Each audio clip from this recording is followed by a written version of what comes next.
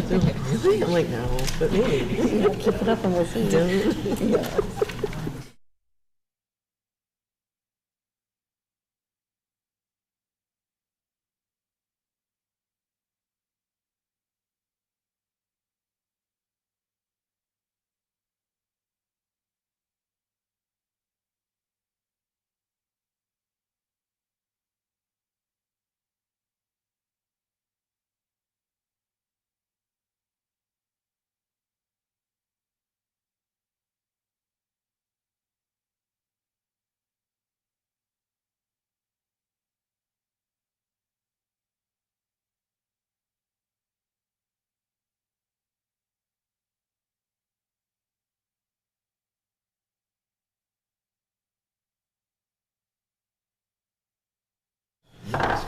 Good evening.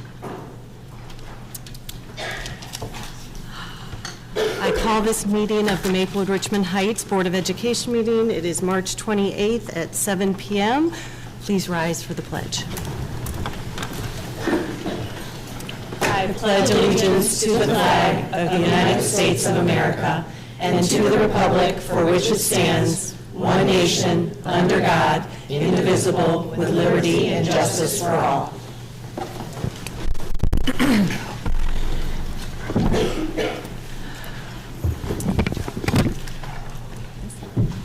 Before Public Forum 1.03 Board Recognition, School Board Appreciation Month. Missourians benefit every day from the dedicated energies and countless hours devoted by more than 3,600 local school board members in every community across the state.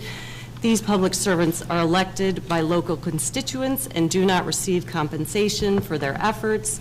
As citizens who serve students and represent their communities, school board members face complex and demanding challenges. During the month of March, communities across the state honor the dedicated service of local boards of education during School Board Recognition Month, as proclaimed by Governor Parsons.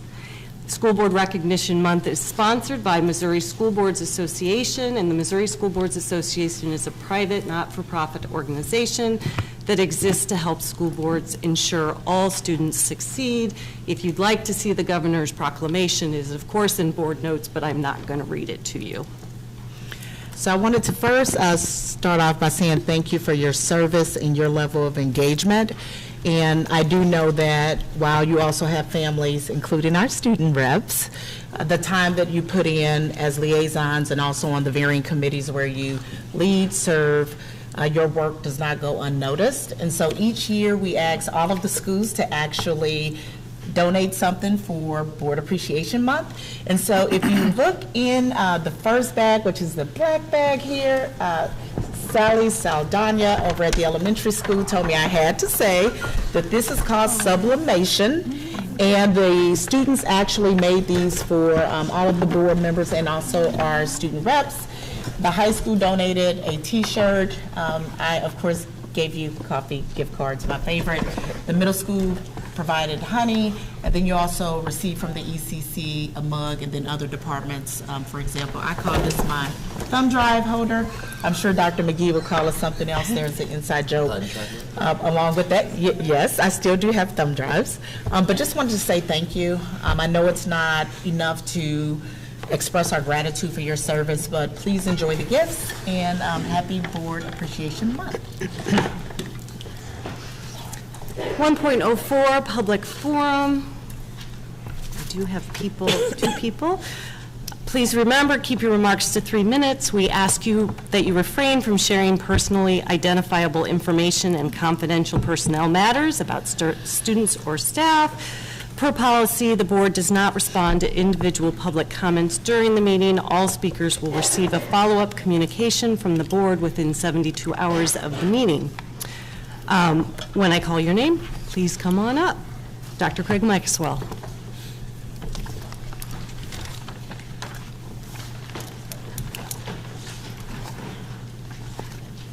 First of all, before I begin, I definitely want to say thank you for all your service, board members. I know that we all respect the positions that you hold and appreciate the work that you do. Thank you to the board for allowing me an opportunity to speak tonight. My name is Craig Maxwell. I'm a Maplewood resident, and I do have 3 students in the district. I wanted to start by focusing on one aspect of the MRH board policy. Policy BAA is perhaps the foundation of the governance actions of the board, and it outlines 8 general responsibilities of the board holds. Among these are policy making, provisions of financial resources, educational planning, and the hiring or firing of staff. While I'm certain that you are very familiar with this policy, I'm concerned that the focus of this board has recently been more on harmony with district administration and less on governance and oversight. The Missouri State School Board Association highlights in their beliefs that the locally elected school board is the means by which ultimate authority over our public schools is provided to the people. So why is this important?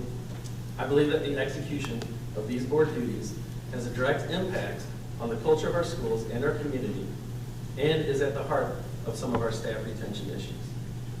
Sometimes the narrative on why staff are leaving or considering leaving is because they're just worried about change. However, I can assure you that the MRH staff is not scared of change, especially those veteran staff that have already been through and helped enact change for our district. But what I do hear more is the people worried about a district administrative authority without proper oversight. They're concerned that there are not the checks and balances in place that help to stabilize administrative authority. These concerns lead to a feeling of what some have described as a toxic culture. In a study by MIT, researchers found that a toxic culture is 10.4 times more powerful than compensation in predicting a company's attrition rate. They also found that one of the biggest factors of a toxic culture is a lack of psychological safety. A recent Harvard study states that psychological safety happens when people aren't afraid to speak up and they can share their opinions without retribution. So how do we provide a sense of security for our staff and for our community? Do we welcome and encourage varying opinions, or do we try to quiet those voices with varying tactics? We cannot have people worried that if they express their opinion, there could be a target on their back. But I do worry just by speaking here tonight that there may be negative implications for me, as I was told by another administrator, be careful with what I said. If we live or work in a system that discourages open dialogue, then we cannot flourish and we will lose dedicated staff and supportive families. So I urge you, the members of the board, to look at how we can establish that psychological safety for our community members and work to improve our culture by making it safe for anyone in our organization to speak up and speak up and speak out, just as we want for our students. Thank you tonight.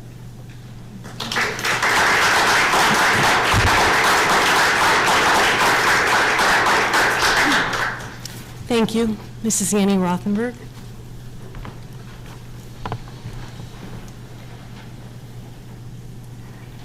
Good evening, everyone. I'm Annie Rothenberg. I think we can all agree that MRH is a special place. I knew it from the moment when my older daughter Lila joined First Friends, and my family was instantly welcomed into a warm and supportive community. The magic of MRH continued to be affirmed when my younger daughter Marin started kindergarten and I stepped into a volunteer role as the ECC librarian. During that time, I fell even more in love with the school as I witnessed the relationships among teachers, administrators, and staff as they collaborated to advocate for kids. My time in the ECC library inspired me to obtain my teaching certification and eventually be hired as a teacher here because I wanted to be part of this special district. I'm providing this background as context for my statement regarding the collective bargaining agreement that is being presented for board approval tonight. I have the perspective of many years in the district, in many roles, and I've experienced how the environment has changed. My path to teaching reflects what has drawn many excellent teachers to the district: the powerful metaphors that engage our students in learning in developmentally appropriate ways, the spirit of collaboration among staff, the growth mindset we practice and teach, and above all, a deep dedication to our students. These special aspects of MRH, looping, metaphor work, and being a small district create some amazing benefits for our students, and at the same time increase demands on teachers due to the unique challenges. Teachers at MRH see those benefits and sign up for those extra demands knowing they are worth it because we are here for the students. In the last couple of years, however, the environment has changed, and as a result, we have seen a lot of teacher turnover. To be clear, I know there are many reasons teachers may leave MRH. Some teachers leave because they move or because teaching is hard and it's not right for them. Some leave because they can have a lighter workload or more pay at another district. But those are not the only reasons teachers are leaving.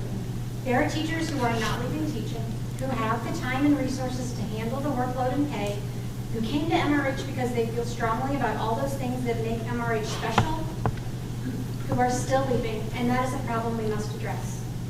Dedicated, talented teachers who are in alignment with MRH values are leaving because the spirit of collaboration between administrators and staff has diminished.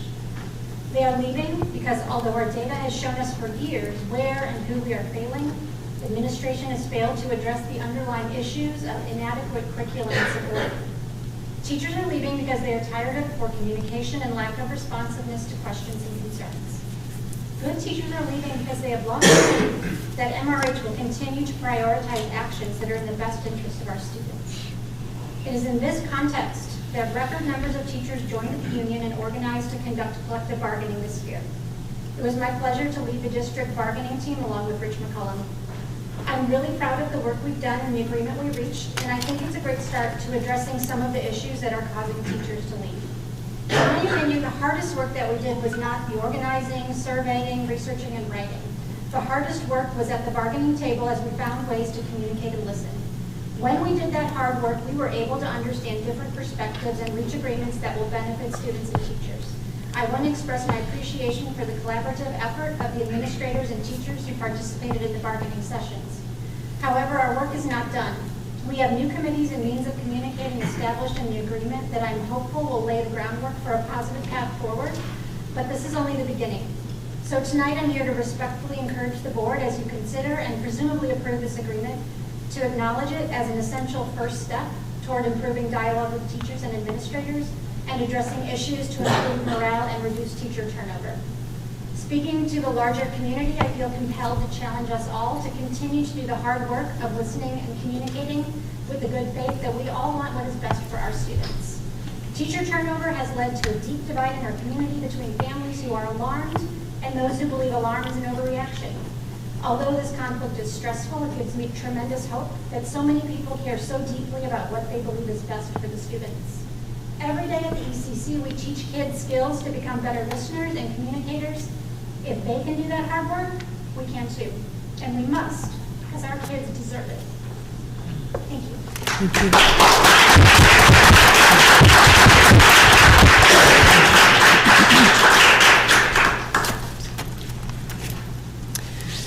Consent agenda. May I have a motion?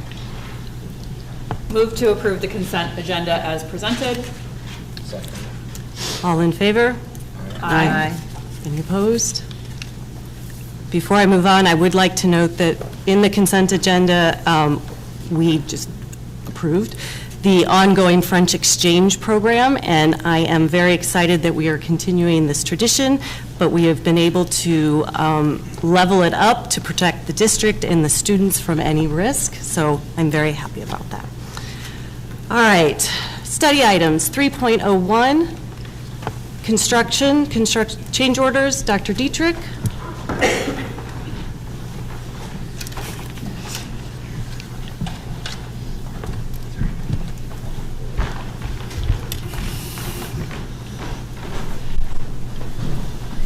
As you'll see, we have construction change orders, two different batches. The first one in the amount of $16,006.52.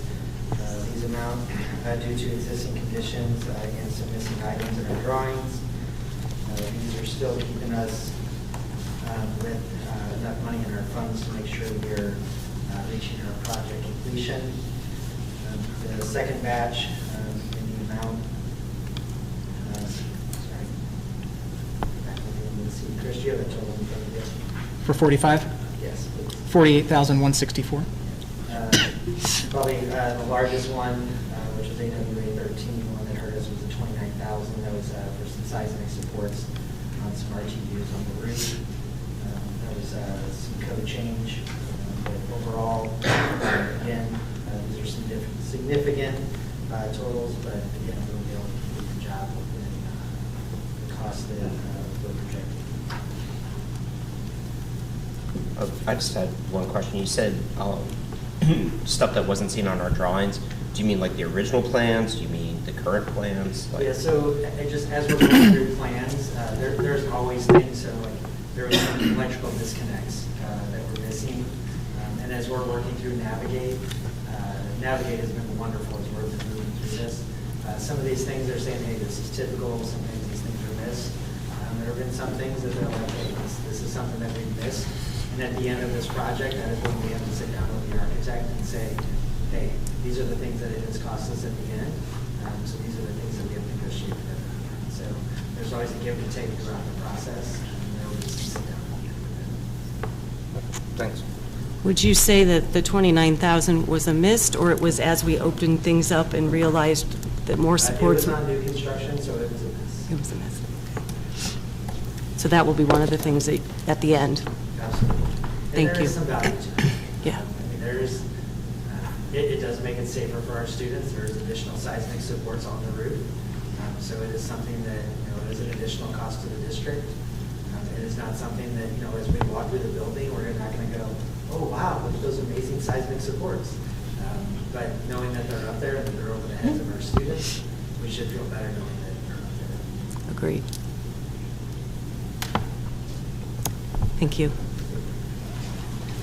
3.02, 2025-2026 academic calendar. Dr. McGee, first read. Good evening, Board. I'm excited to represent the Calendar Committee, bringing you 2 years into the future, not to age you prematurely, but I'd like for you to think into the future of 25-26 academic year. So first of all, our agenda will be to thank our participants and give you a quick overview of that, how we got to today, the data and feedback that we collected throughout the process in a proposed calendar that we're going to bring tonight. So as you can see, we had a robust group as a part of our calendar committee. You'll notice that it represents just about every single cross-section of our workforce, both support staff, hourly employees, parents, community members. We did a good job of involving as many people as we can, and shout out to our people here tonight that took the extra time to be there and help us out with that. Our timeline was pretty quick. We met in December and worked through a couple of committees and surveys in bringing you the official study item tonight. Some data and feedback that we collected. We had 54 responses on our survey. Most of them came from our staff. They represented just about every building. As we can see, early childhood had the highest number of participation.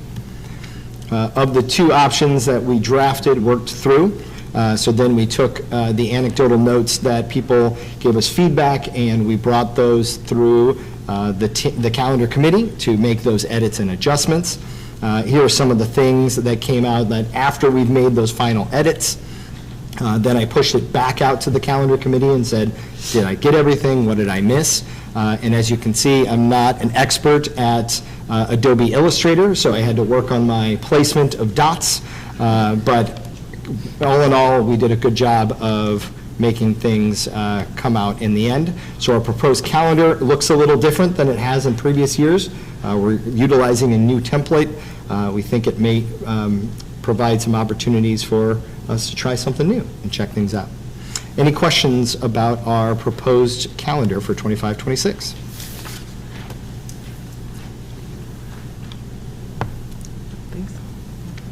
And thank you to Ms. Kaufman for being a part of that committee and keeping us on track. Really, the hard work was done by the teachers in buildings who gave great feedback, so thanks to those folks who participated. 3.03, board policy batch. Good evening. Sorry. Good evening, Board. This item is being presented for first read, Policy Batch 2023D. It includes 8 policies that are being brought forward as a result of federal changes. These policies impact employee and students around drug and alcohol use. It will come back at the April meeting, so I am asking board members to review the policies. We did share these policies with the individuals necessary to get feedback, and adjustments, if necessary, were made. So the board will review these. If there are any questions or concerns, we will make the modifications and bring these back to the board for action at our April meeting. Can you talk a little bit about, kind of in the region, the schools that are implementing this, and then maybe if you have some of the reasoning that MSBA would like us to know, and So from a regional standpoint of board policies that have actually been approved, the school districts currently are, go back. I have it.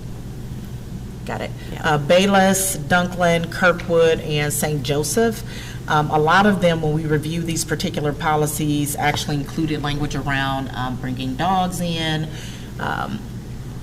testing students for drug use, which we thought was a bit invasive. And so some of the policies we reviewed, we said adopt as needed, but the other pieces around hiring of employees, which is a piece regarding that as well, but the new regulations around medical use for marijuana and things of that nature. So there is a marijuana matrix attached outlining the legal and illegal possession, and then what the impact is on school districts. So my assumption is that more school districts will actually approve some of these policies, some without any changes, and then others will actually make modifications, typically is what we do for them. So again, the goal is not to have students to be in a space where we don't trust their use, but also thinking about not criminalizing kids along the way. Part of this also includes development for staff, and so each year staff complete safe school videos through Vector, so that will still continue. Dr. Ambrose Phillip has already reviewed those to see which ones actually fit for the policies we are looking at, and then we use Prevent Ed to actually do sessions with students, and then also part of the health curriculum covers some of that for our high school and middle school students as well. Well, and one of these policies also talks to us as visitors, to the just people visiting us, and making sure we keep our students safe. And so I am interested to hear how that plays out. So I think policy KK is probably the most interesting, and I will say that I did inquire, so we have not had to implement this particular policy, but it is there, so we can ask visitors who come to games or other events who either smell of marijuana or other things that are observed, they can be removed either by staff members to also local law enforcement agencies, and also can go as far as doing no trespassing orders. Again, we have not had to do this, but these are also policies that are for consideration. So the piece that I'm most interested in once we do come back for these is how do we communicate this to our community so that they're aware of the policies as well. And when I was reading through them, and forgive me if I missed it, but I don't remember seeing anything about any type of remediation, you know, or counseling, or you know, of that nature. So Would that be a procedure versus a Yes. policy? Would it be? That's Yes. what I'm thinking. So they write the policy, and then we're responsible for operationalizing it. So in my conversation with Vince around what that looks like, we do use Prevent Ed, and then for students who, and I will say the high school does a really good job with identifying ways to restore, and so counseling services, and there are other programs that are actually used if a student is found in that situation. So we do try to use our restorative practices to address some of the things that do surface. So I'm not saying that it does not occur. I do also recognize that we do provide supports, but it wouldn't be in the policy. And so, just for my own clarification, so restorative practices are not a policy, they're a practice? Yes, Okay. yes, correct. So I have a question. You kind of mentioned about the appropriate training, what it would be like for staff and what it would be like for students. And I remember when we were at the Missouri School Board Conference, I attended one with Judge Jimmy Edwards where he was talking about the students' rights as juveniles. Is that something that will also be incorporated so parents and students and teachers will kind of know the rights? Because I think that's important. Say if one of our students do have it, you know, what are the rights, the procedures, and things like that? Work with local law enforcement and juvenile courts. Well, I'm thinking just off the cuff that this policy is not about us punishing. This is about keeping our kids safe and making sure the visitors that are coming onto campus. And so I think that speaks to that. This is not we're not trying to catch people. Just really educating Yeah. the sincerity of it, what could happen. Yeah.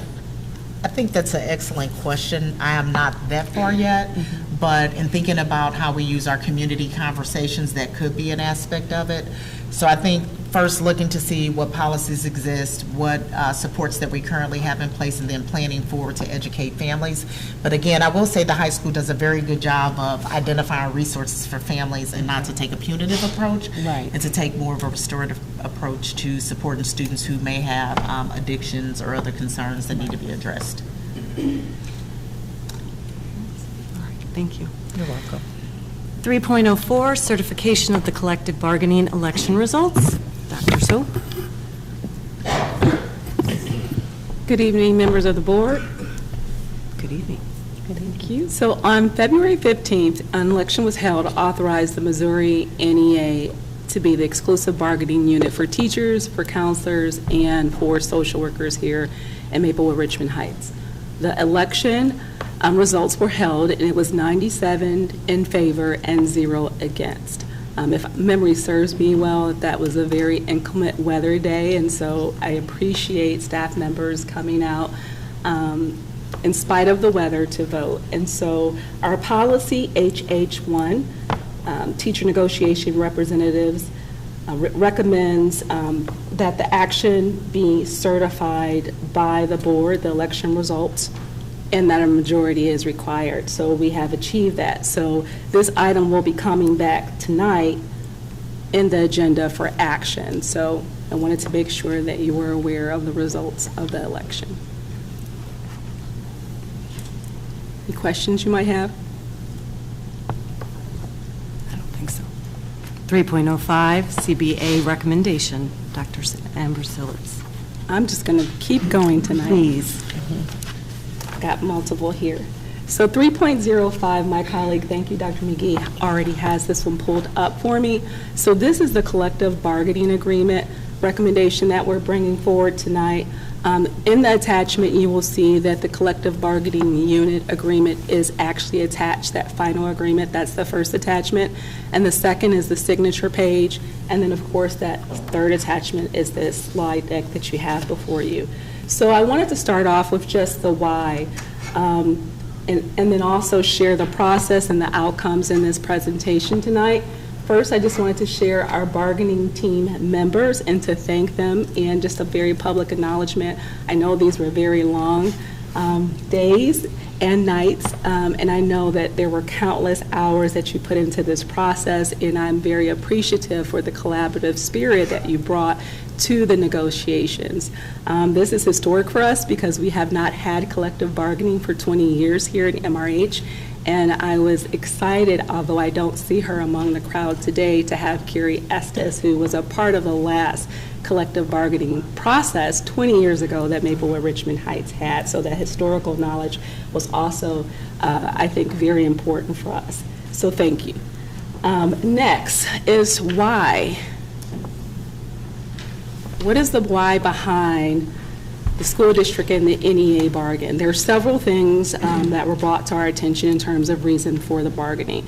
Teacher working conditions was something that certainly was highlighted by Annie Rothenberg today. Also ensuring fair compensation and benefits, and then enhancing educational quality for students and staff, and then an opportunity to address grievances and concerns for the primary concerns that were lifted. Next, collaborating together.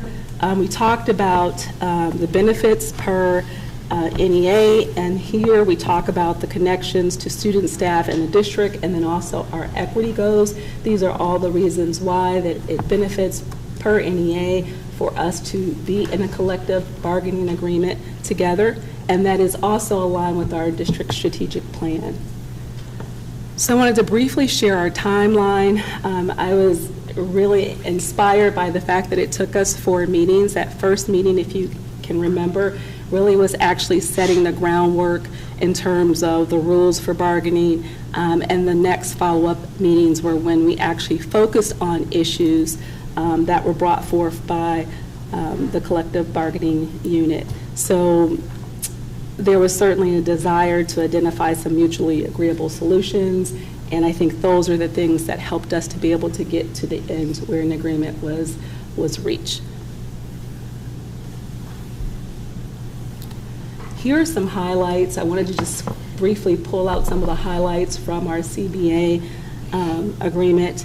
A couple of things I think that are worth mentioning is on the left side, we talk about increased tuition reimbursement rates to cover 3 credit hours per semester. Currently, it's $1,000. This ended up increasing to 3 credit hours per semester at the University of Missouri St. Louis rate. So that was one of the things that I wanted to highlight.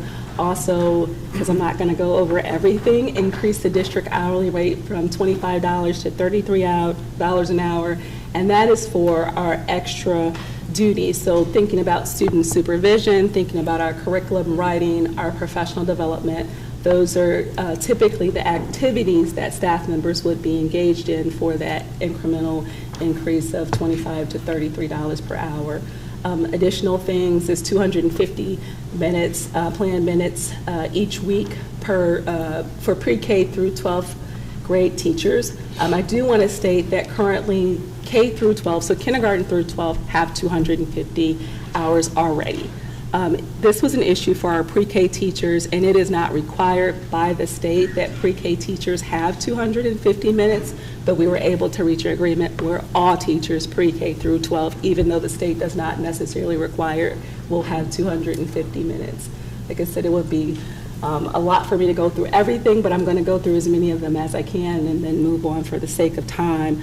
Another thing is the half-day virtual PD that was reserved for our Safe Schools compliance. So we are required by the state in order for all of our teachers to participate in those required back-to-school trainings for compliance. And that typically is something that they do as a part of that initial time before we come back, before students come back for school. So this basically allotted a half day for them to be able to do it, uninterrupted time to be able to do those trainings. And then if you move on to the next slide, the budget impact. In terms of allocation of the funds, so where is the money going? We talked about a couple of things that of course have dollar amounts that are attributed to them, but where is the money going? You'll see these are all areas where there are costs associated with it. So tuition reimbursement, the STEP credit, we moved from 10 to 15 years in terms of allowing credit for individuals who are coming into the school district from private, parochial, or public schools. PTO accrual, there's some language that moves from 20 to 30 days, and then either staff members, if they are retiring, they will actually be paid out their per diem rate, their actual rate of pay. If they're resigning, then that will be the teacher sub rate. So again, there's some associated costs with that. For pregnancy, one of my CBTF committee was Healthy Start, and this was something that particular committee was really focused on, family planning and leave. Currently, the district had 10 days that were allocated for individuals who were going out and utilizing maternity or paternity leave. That's increased from 10 to 20 days. Extra duties, we kind of talked about that. And then PTO for overnight expeditions. That was one for our capstones and then also for our expeditions at the middle school level. Teachers wanted to be able to have a day for a day in terms of the time that they were actually, which was more aligned to the time that they were actually investing. So again, associated costs with those things. The impact.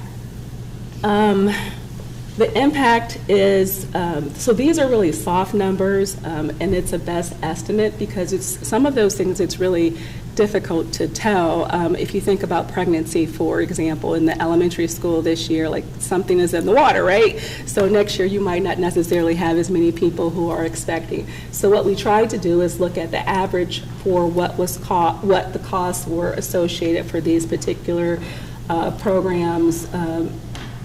In the past, we also looked at the number of individuals who are in that category who are eligible to retire to try to estimate out what those costs might be. And then we came up with these numbers for the year based upon, again, the previous year expenditures. And then on that next column, it's kind of a 3-year total of what that might be. So again, you know that is subject to change. It could certainly fluctuate, but that is our best educated guess or estimate based upon our current numbers that we have in place. Next step is ratification. So voting by NEA members, that has already been completed. So the agreement has been ratified by NEA already. Pending board approval tonight is the next step for that ratification process, and then the communication, what happens after tonight. It's going to be communicated out in multiple formats.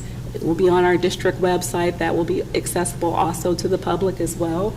Our director of communication, I'm sure, will send some information out to teachers and principals and central office and the entire community so they can be aware of that. And he also includes like social media and just newsletter information as well. So lots of mediums to be able to communicate the information. And then the next steps, what happens after that? Monitoring and evaluation. So the goal is to have monthly meetings with MRH admin and also the MRH NEA. And so those outcomes will be able, during those meetings, we'll be able to address unforeseen issues and concerns as they arise. And then ensuring compliance. So reviewing of the training regarding our CBA. So those are the next steps in terms of monitoring and evaluations. What questions might I be able to answer for you?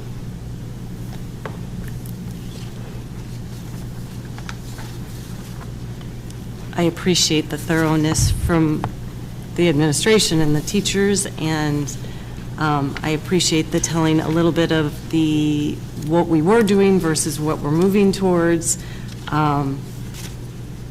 I'm excited to see this collaboration. I was on CBTF for 3 years, and I knew we had it, but I love how open this is. Oh, I have, I guess, a question about that, too. Are we posting this to our website, or is this going to be, okay, it's going to be... It's going to be posted. Easy to find. Very right? easy to find. I think probably people will be inundated with the material from various different outlets, which is a good thing.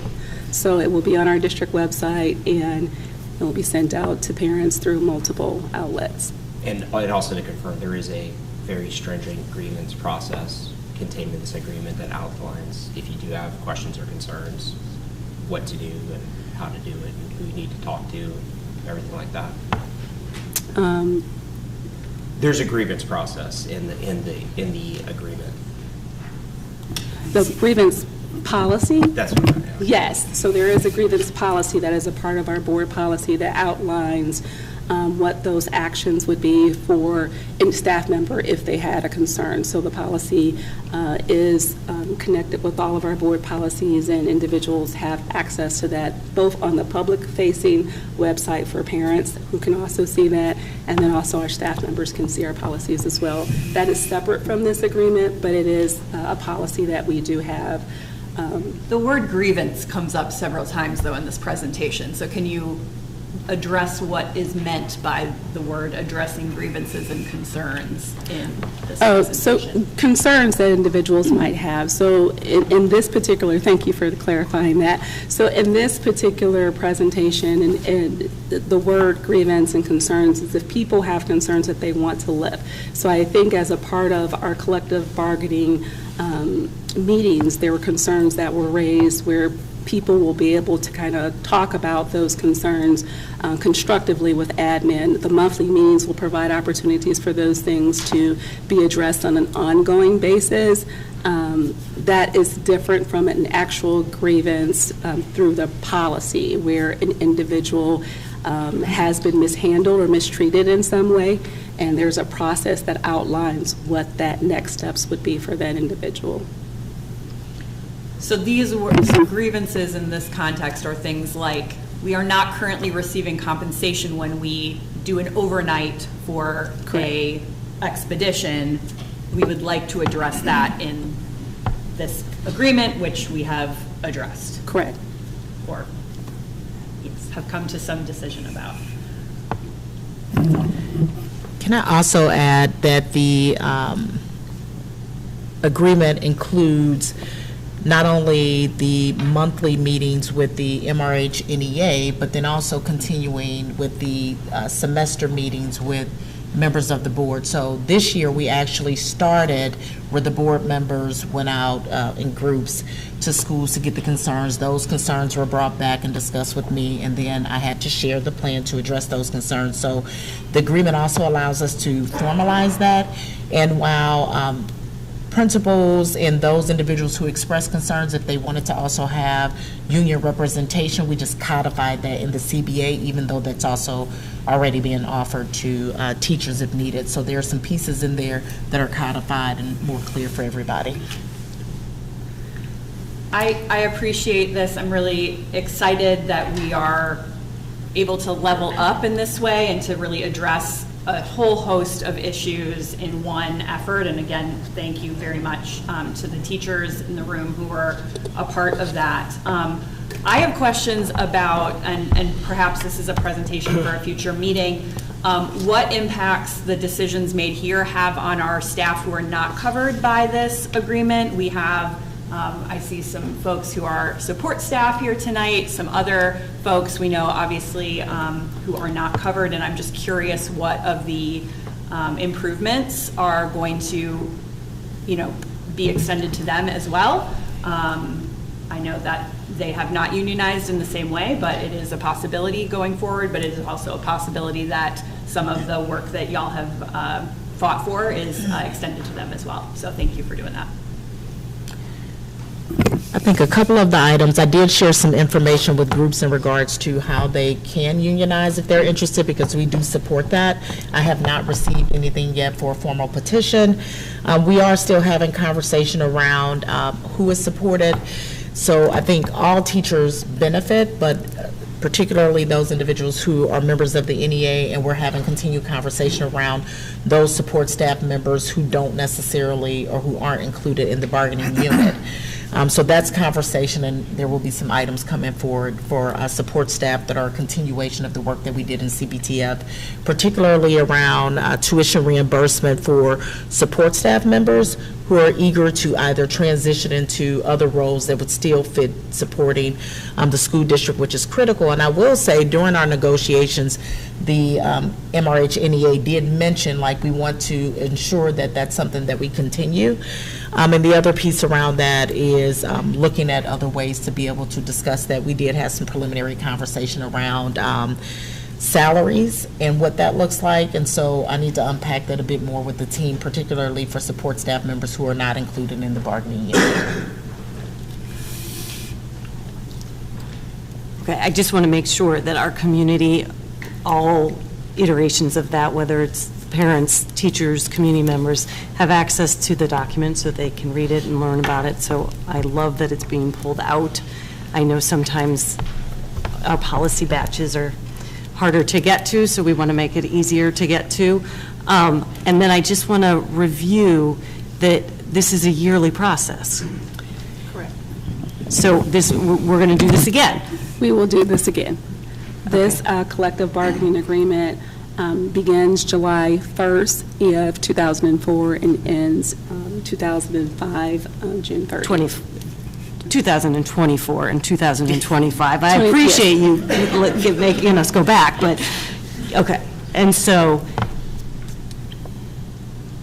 if the union would like to open up negotiations for the following school year, there's a process for them to do that now. Absolutely. All right, got it. Well, I guess also too, just to add to the budget, I didn't see if this is a yearly thing, like attorney's fees, like we're gonna have to, put that in there. Thank you for that. I do not have those fees yet, but I'm sure there will be plenty of them. It's the great thing about our budget, though. We look over it every year. We can figure that out. Excited to be voting on this later this evening. Thank you. Anything else? One more item from me. Yes. 4.01, MSIP 6, stay surveyed. Dr. Ambrose Phillips. So while we're waiting to pull this up, tonight I am also presenting on our stay surveys. I have also included that first attachment, a copy of the STAY survey, electronic copy of what the STAY survey questions look like, so you can have that, you can see that and peruse that in your leisure. But I wanted to kind of start off by talking about what our process is for the STAY survey report. So first, just the purpose. Why do we conduct STAY surveys? The purpose is for our current employees to discuss why they're happy at MRH and why they might not be. And so for them to share what their thoughts are. These are for individuals who intend on coming back for the upcoming school year. So we also want to understand the specific reasons employees choose to stay at MRH and understand our employment practices from the employee's perspective, and then also develop some next steps to improve employment satisfaction and strengthen positive workplace relationships.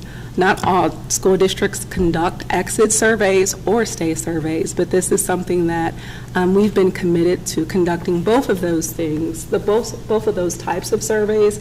In the past, MRH really just conducted exit surveys when people were exiting our system.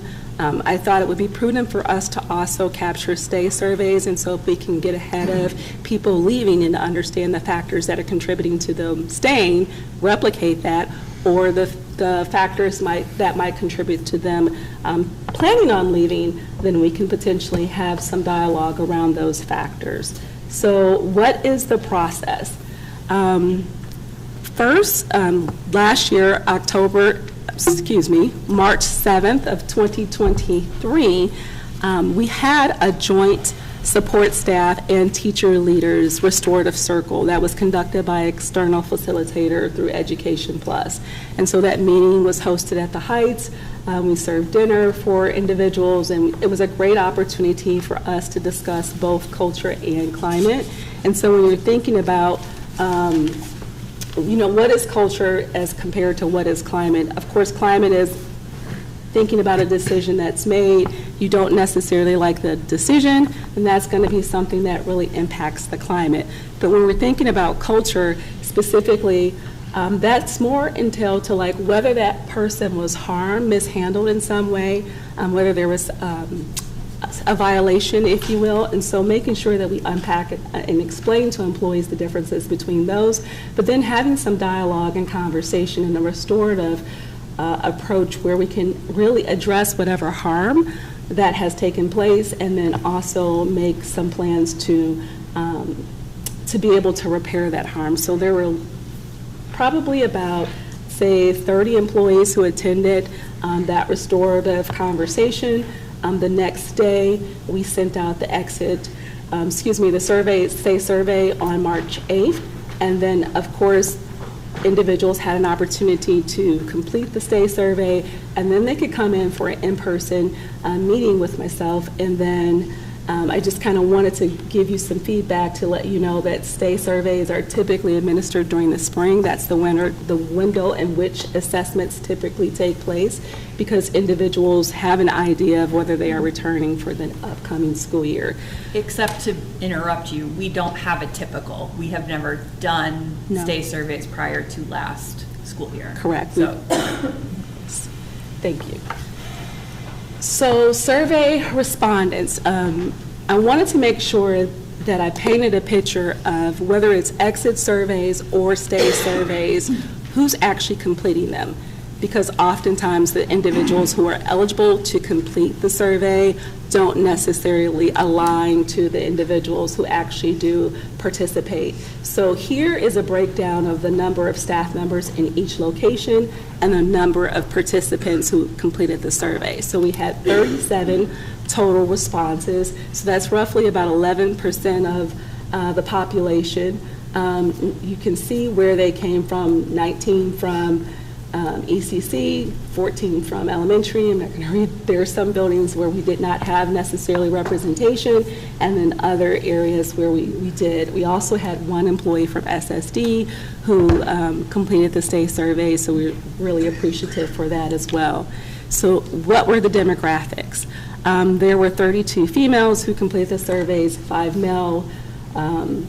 participants, 36 were white, 1 was black. 31 of the individuals were teachers. There's 1 administrator, 4 support staff members, and the 1 staff member who was certified is an SSD staff member. The tenure was from 1 year to 24 years, and so the bulk of the individuals who completed the survey were from between 1 to 5 years. However, there were staff members in each of the incremental categories by about 5 years who completed the survey as well. 3 years here, 5 years there, and so forth. So the summary data, getting ahead of myself in the slides. So in terms of the summary data, I wanted to just draw out a couple of the different responses and put them into some themes. So what do you like most about your job? Of course, the families and the students came up, the size came up.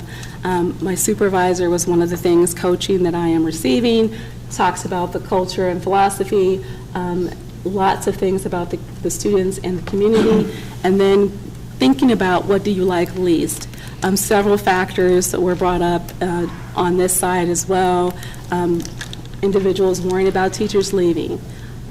They worry about pay. Some individuals like looping, some do not. And so those were factors that either contributed to those individuals wanting to stay or feeling like that it was very difficult. There's some things that were lifted around blackout days, sick days, PTO days. Some of those things, again, if you think about the stay survey, we do look at that information. Those are things that we're actively addressing in our compensation benefits task force group, and I anticipate that we'll continue to have those conversations and address some of those concerns through our collective bargaining agreement and also our relationship with the NEA as well. So other things that came up were just morale, support, accountability. There were other things in terms of like feeling like that the district was changing in some ways and holding on to old ways, but also the pride of working for MRH. The next slide really focuses on pay, because there's a question specifically that we asked about pay. This is from DESE, and so this is where we are in terms of our ranking with the state of Missouri and then also the other districts around us. And so although we have approved a 2-year salary increase, you'll see where we are right now at this point in time in terms of compensation for our teachers. The next slide just also shows you compensation for administrators, since again an administrator did complete the survey as well. And we want to retain all of our staff members, support staff, administrators, certified staff members, and so you have that slide and that information in terms of the comparative districts. And then what comments do you have about districts and the district salary and benefits? These are just some screenshots on some of the things that were communicated on the increases. People lifted out lots of different things in terms of the pay cuts being, but the pay increases, being very appreciative, and they certainly do like the benefits. There are some recommendations about adding vision and additional pieces. There are concerns about making sure that the 100% was still covered for the employees long-term, and having higher deductibles, seeing how we can reduce those costs. They felt the insurance was great. Some people like the salary schedule and having a national board certified track. Some people do not. And so that information is also identified there.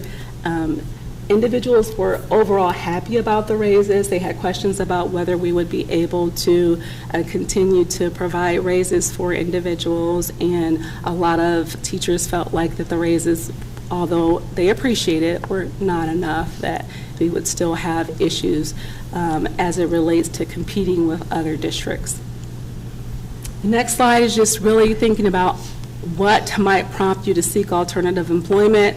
Again, there were 37 responses. One of the things that I feel like I've learned throughout this process, and I've changed for the upcoming school year, is that individuals had an opportunity to select, check all that they wanted to apply there. So some people checked multiple things. And so it's really important for me to determine what is the primary factor, why are you actually leaving? And so if you check 8 things, it's really kind of difficult to determine what the tipping point was.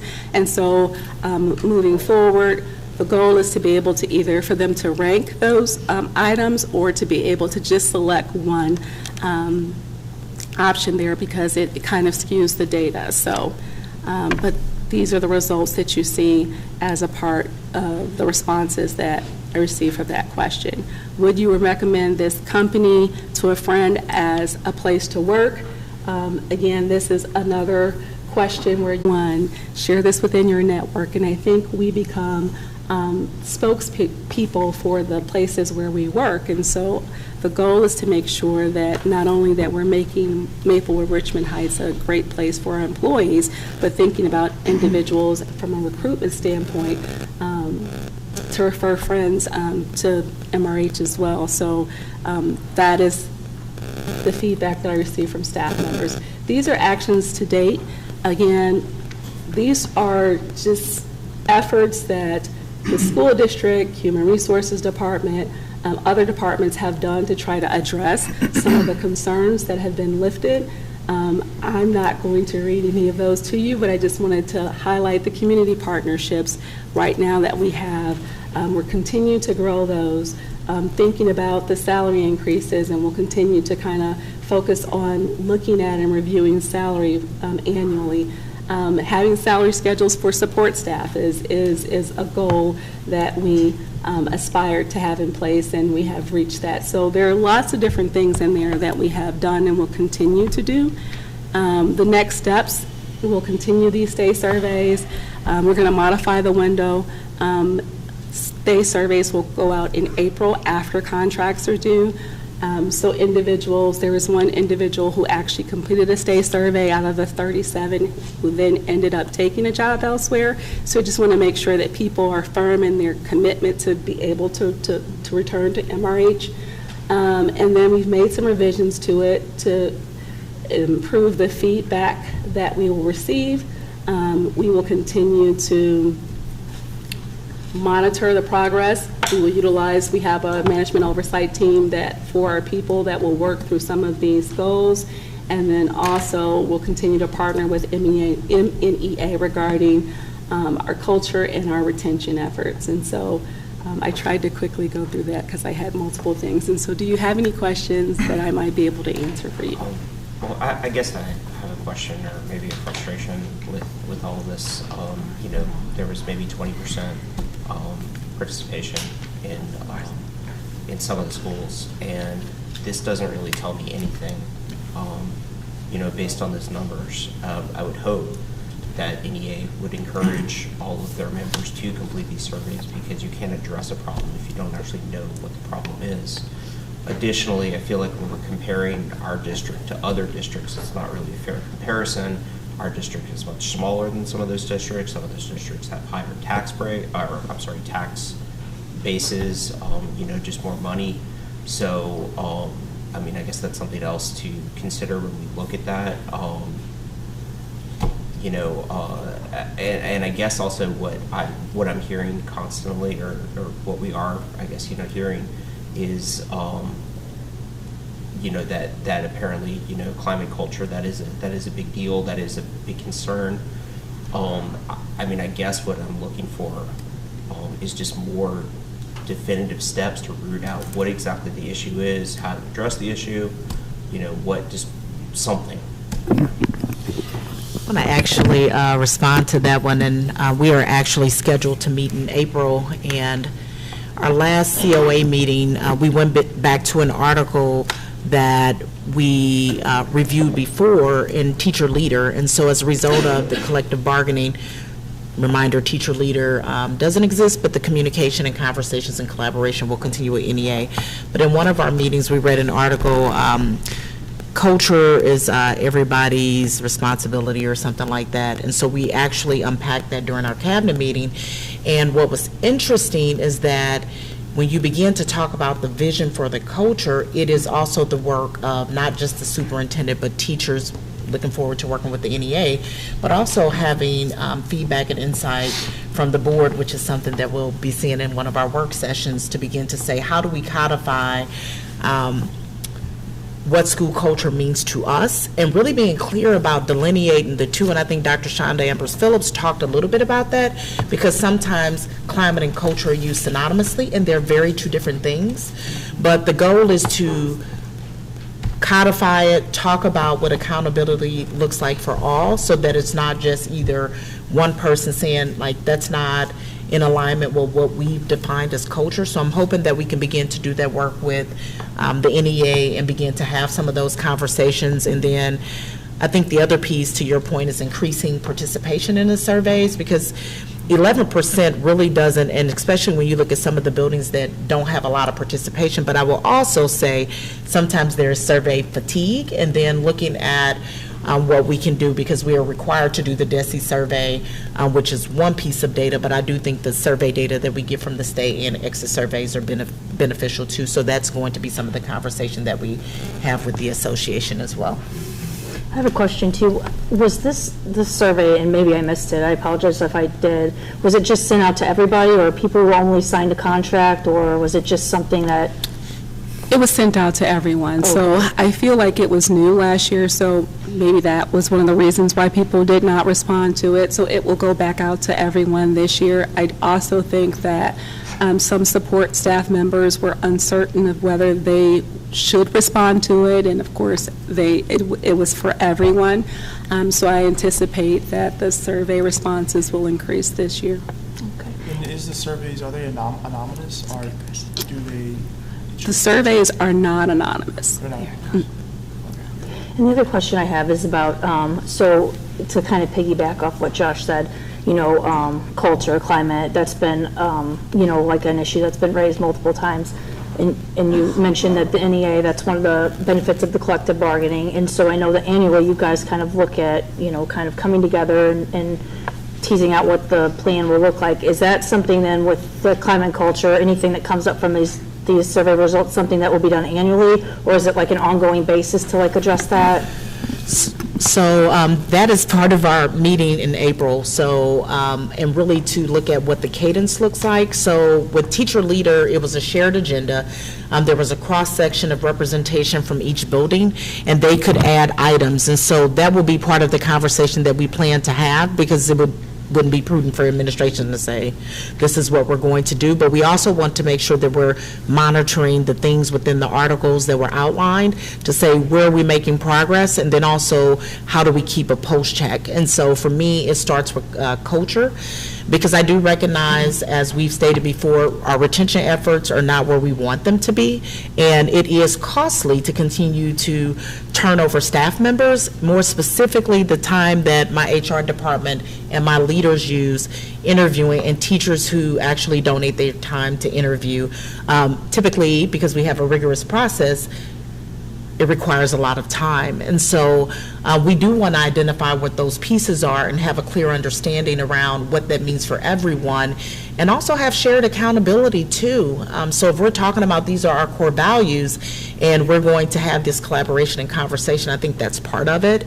But that will be outlined in our meeting to say, how do we want these to look? And then what will be those pieces that we bring back? And so similar to building leadership teams that principals have, my hope is to establish the same type of relationship so that we're bringing that data back, and then also bringing concerns from the administration of things that we're actually seeing that we need support with as well. And I would say one of them is increasing participation.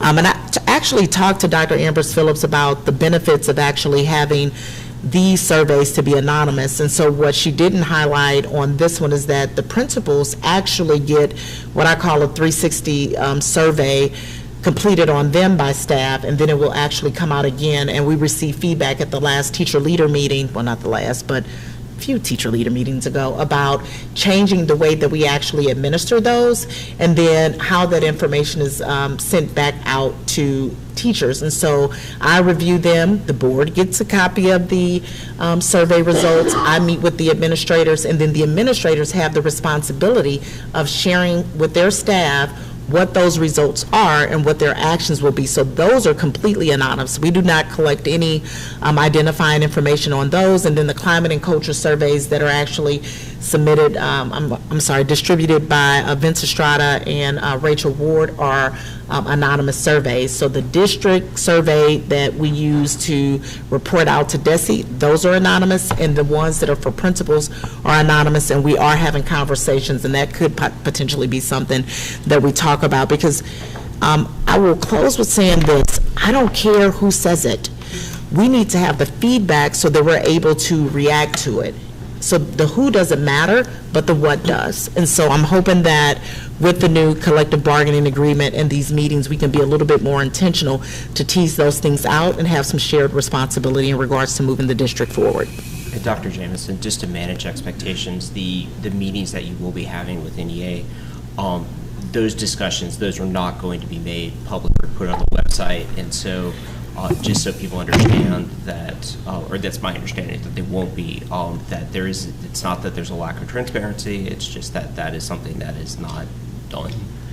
So I would say that we get plenty of sunshine requests. So if someone wanted to see those agenda minutes, they potentially could. And I'm trying to move away from the word transparency, because it was shared with me that that word is triggering. And I was like, well, I'm going to be open. So, we do take minutes. The agendas are there. We're perfectly fine if someone wants to see them. One of the things that I plan to talk about in our executive board meetings is whether or not we want to have a board member to actually process observe. So if you think about CBTF, Compensation Benefits Task Force, no longer exists, but we did have board representation as a part of that, just to process observe. And so that will be part of the conversation that I have when I meet with Ms. Goldsman and Ms. Kaufman, to say, hey, is this something, and then also bring it forward to the association, because there are no secrets, and we do want the board to be aware of the conversations that we're having as we're moving forward, in addition to the information that I include in the board notes. So that information, as you guys are aware, you get, because I put it in the board note. But I think also thinking about what's the best way that we're ensuring that those conversations can continue to occur. Because the goal is to improve culture. I know what I want the culture to look like, and I think we had professional development on Monday, and I sent Dr. Dietrich a text message of a picture of our operations team. A specific member wasn't asked, started working with some of our staff members who have language barriers, and that's what I sent to him. I said, this is what our culture should look like when we begin to talk about sense of belonging, which is a part of our core values. So how do we replicate that district-wide to ensure that we all are doing those things? So that's what I'm hoping that we get to as we start planning out what these meetings look like, and then from the conversation we can determine if we want to have board members, either a board member or have a rotation of board members to kind of pop in when we have those monthly meetings.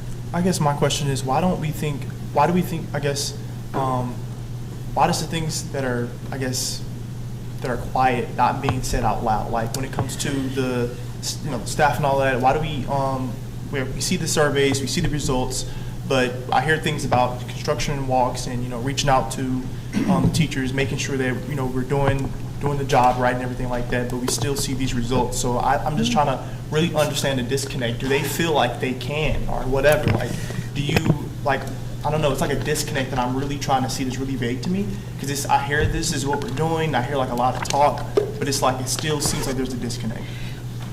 I want to know too. So I think I don't have an answer. Yeah. We have this conversation in our cabinet meetings, which are all of my direct reports. So I don't know, but my cabinet members are very verbal. They tell me when they agree and when they don't agree, and my principals do the same thing. And so a lot of it is unpacking what one thinks has occurred, and so I think that's part of it. And so again, I'm looking forward to having conversation with the association to determine what those contributing factors are, because there has not been a person who has requested to meet with me, whether they find my decisions to be favorable. And I do post checks, those will be coming soon too, so I continue to do those things and open it up for individuals to have those conversations.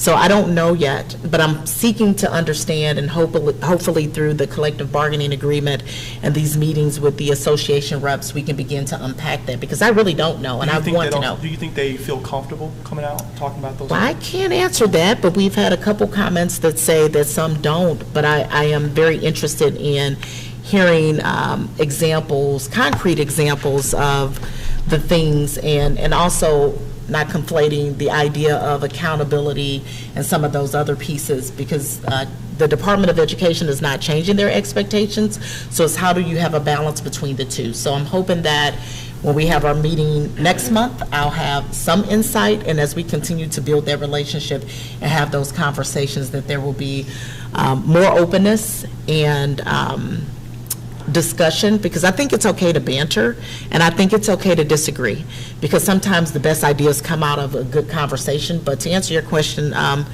Mr. Ballou, I do not know yet, but stay tuned. There are some very concerning comments, though, in this survey, and I recognize we have not already seen this because it is limited in who took it, how many people took it.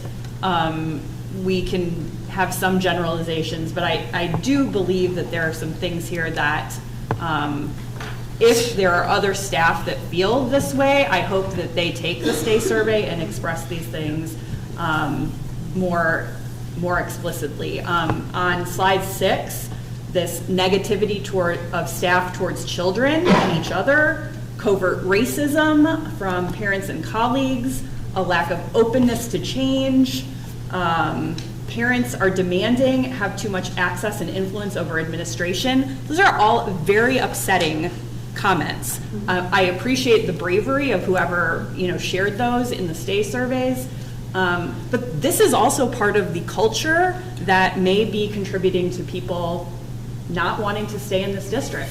And these are the things that I think we've got to be really clear-eyed about addressing. I think that the important takeaway is that we really just want everybody to succeed, especially our children. And the important thing is that I don't think that there's anything that's irreparable about our school and about our staff. And so maybe it is just a matter of actually listening to each other, because apparently there was some success when people actually sat down and discussed things. So hopefully there'll be a little bit more of that. Additionally, I know that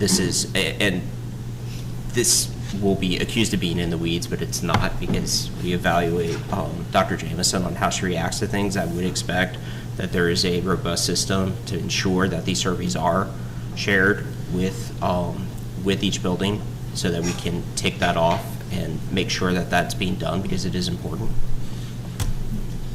We might also want to, and I don't know, this would be more of like a procedural thing, but to figure out a way too where staff feel more comfortable coming forward with good and bad, where they just feel comfortable being able to share, kind of the piggyback off of Abraham there, because some of it, whenever I see the results, they do indicate that, they don't feel comfortable saying whatever it is that they need to say.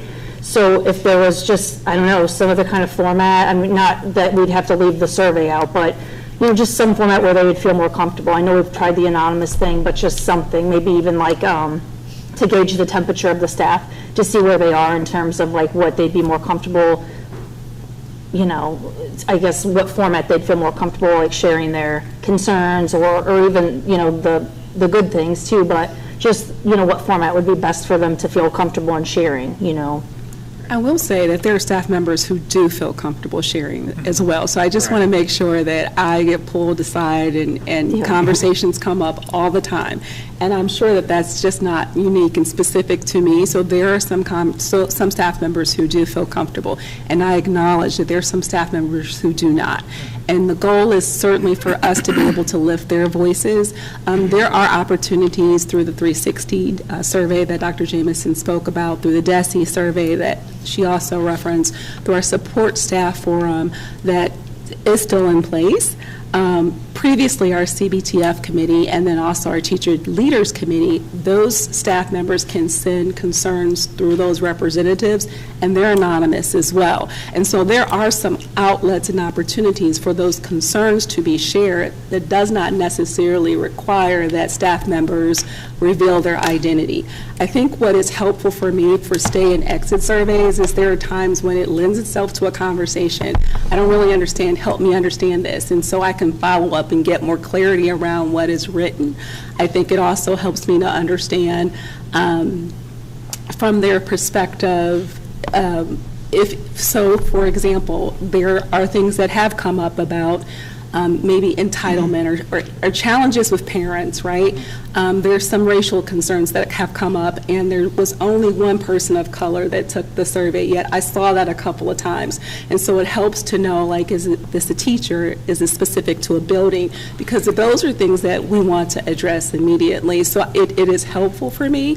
It could be anonymous, but I feel like if something comes up that requires my immediate attention, I want to be able to address it, and I want to be able to have that conversation with the staff members. And so I do appreciate the fact that I can know who it is to be able to follow up if necessary in this particular case. That's also, I mean, an important point, that you can't act on innuendo, you can't act on rumor, you've got to act on specifics, and I think that that's, you know, certainly part of the frustration.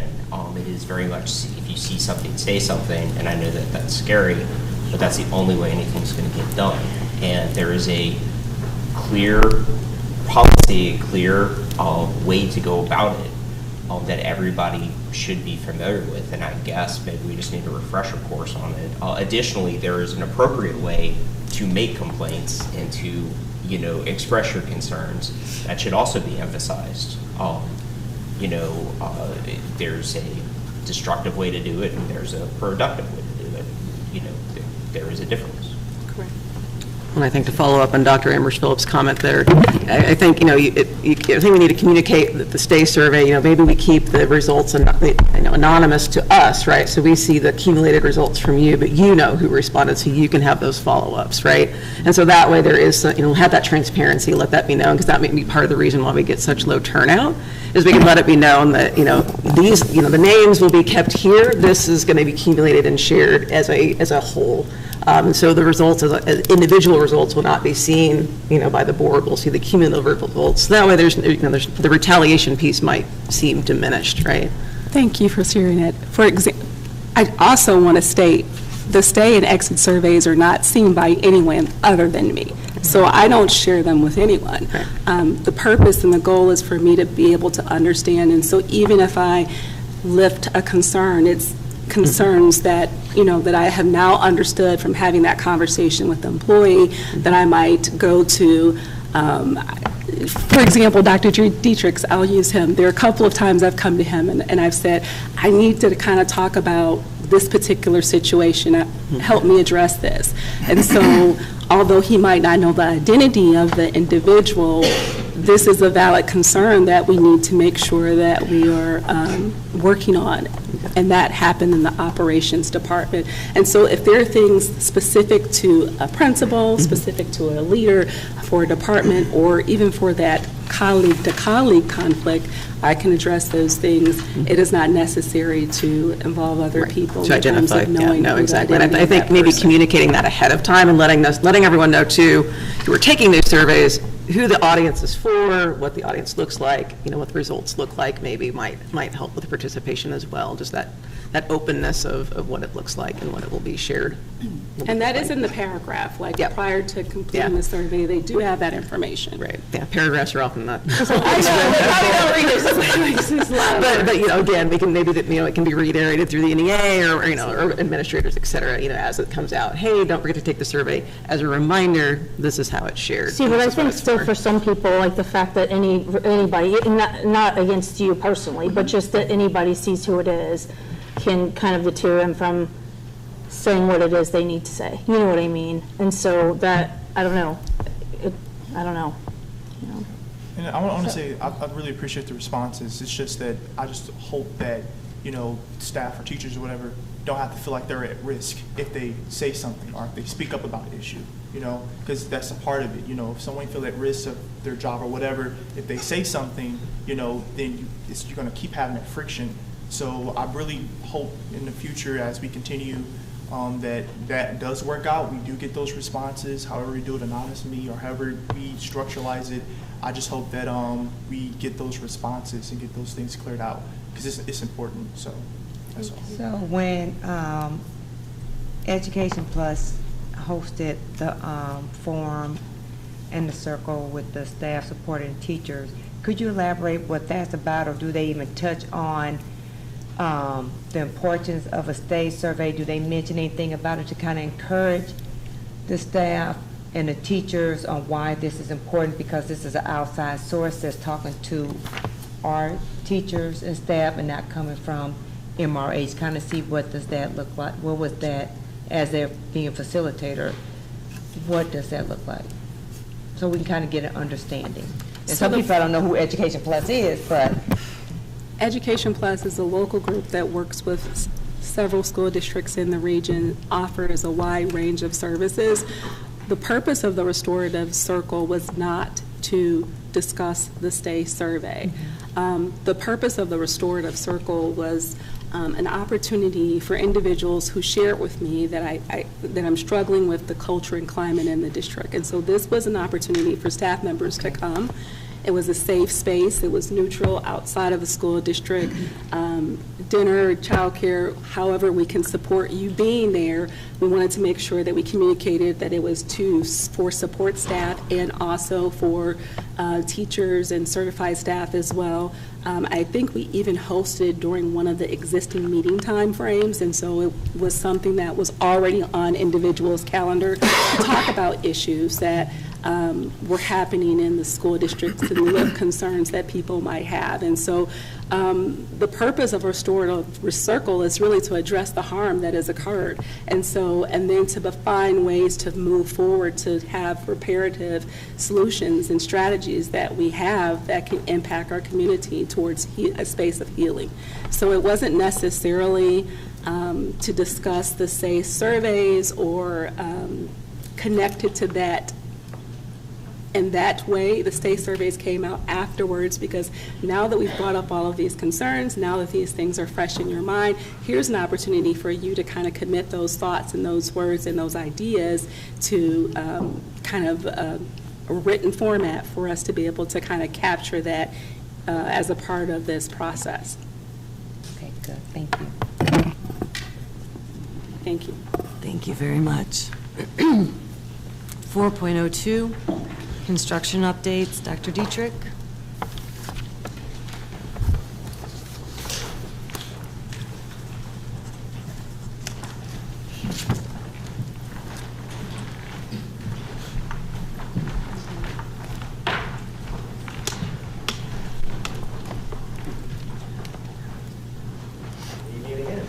Good evening. I'm going to start with the Maria J. Langston building. So I think last month we talked about we have actually taken the opposite. So this is the new port of entry. So we've made some significant changes. That being said, we are still staying within our contingency budget. So next slide, please. But here are the key points. The big thing about that is we had to weigh whether the occupancy of the old boardroom was 49. So even tonight we've got a good crowd. We probably still could have had it in that room. But we don't want to have to worry every single board meeting. We can have over 49 or we not. So by moving that and gaining about 230 square feet, we're able, and moving the way the doors are situated, we're able to move it to 78 people, or 79. But we only ordered 78 chairs because 79 was really getting cramped, and I saved us a little bit of money. So we also did some ownership of space. We allowed the people that are going into those offices, they came in last week. They were allowed to come into the office, pick out some furniture for there. We had different packages for them, pick out what wall was going to be painted. It was just a nice little event that we had for them. We didn't tell them Maria Langston was coming, so it was a nice little surprise visit for them. Legacy has been our general contractor on that. I want to shout them out. They have been an amazing partner. They've been wonderful to work with. Color Art Furniture continues to be a solid partner on this. They've also been our furniture on this project, so I'd like to shout them out. This week in inspections, we've passed everything on the first try, electric, plumbing, framing. So all we need to do is mechanical, and we'll start closing everything up. So we've had some really big changes, and we're going to continue to stay under our contingency budget, and we're going to stay on our time frame. So if we can do both of those things, I think that's a win-win. So we plan on being in there. So this is the new boardroom. The other thing is, anytime you're dealing with renovations and new construction, you really can't decide where those like structural beams are going to be, where support beams are going to be. So when we flipped it, we actually found some beams, and they actually make the room more asymmetric. They're going to be right where the opening is. Both Chris's have come over and really helped kind of figure out where the AV is going to go with that room. Go ahead and flip. This is the hallway. As you can see, we tried saving as much as we possibly could. We really wanted to keep costs down. So a lot of the doors, thankfully it was a sleep center, so a lot of the doors were already fire rated, so a lot of the doors were able to reuse. Because it was a sleep center, a lot of the walls were fire rated, so we were able to keep a lot of those. So if it was something we could reuse, we were reusing it. We're reusing a lot of the lighting. There's one hallway where the carpet was fairly new. We're reusing that. That's actually where my office will be. It's perfectly fine for me. I'm leaving it in there. So that next one. There were spots where ceiling, when we took the ceiling out, the ceiling was exposed, and it was beautiful. So rather than pay for a new ceiling to go in, we're just leaving it exposed. We're adding some lights, and kind of what we've been saying about this office. It's in Maplewood, and I live in Maplewood. I say Maplewood is perfectly imperfect, and that's what these ceilings are. They're beautiful, and we're leaving them that way. So these are the offices. This is what we had everybody in. So we have little welcome signs. We had little diagrams so everybody could see how their furniture was going to fit in there. They marked up the wall. This was our find today. So we were in the ceiling. We were running some electric. And we were actually found the original porcelain sign for the Maplewood porcelain or Maplewood furnace company. So really cool find. So that is the respectfully submitted. And then the next, I think Ed, if you want to, we're going to key your video. Before they do, I'll give a brief update before you show the video on Building A and Middle School High School project. So if you notice, pulling up, Lohmeyer is open. So we have the blacktop is there. We've actually blacktop all the way down to the track. So let's hope we do not need that for emergency vehicles. But it is now there, so our students are safer by having that open. Our gym floor is scheduled to start on Monday. That has been delayed because the relative humidity of the floor needs to be down to 85%.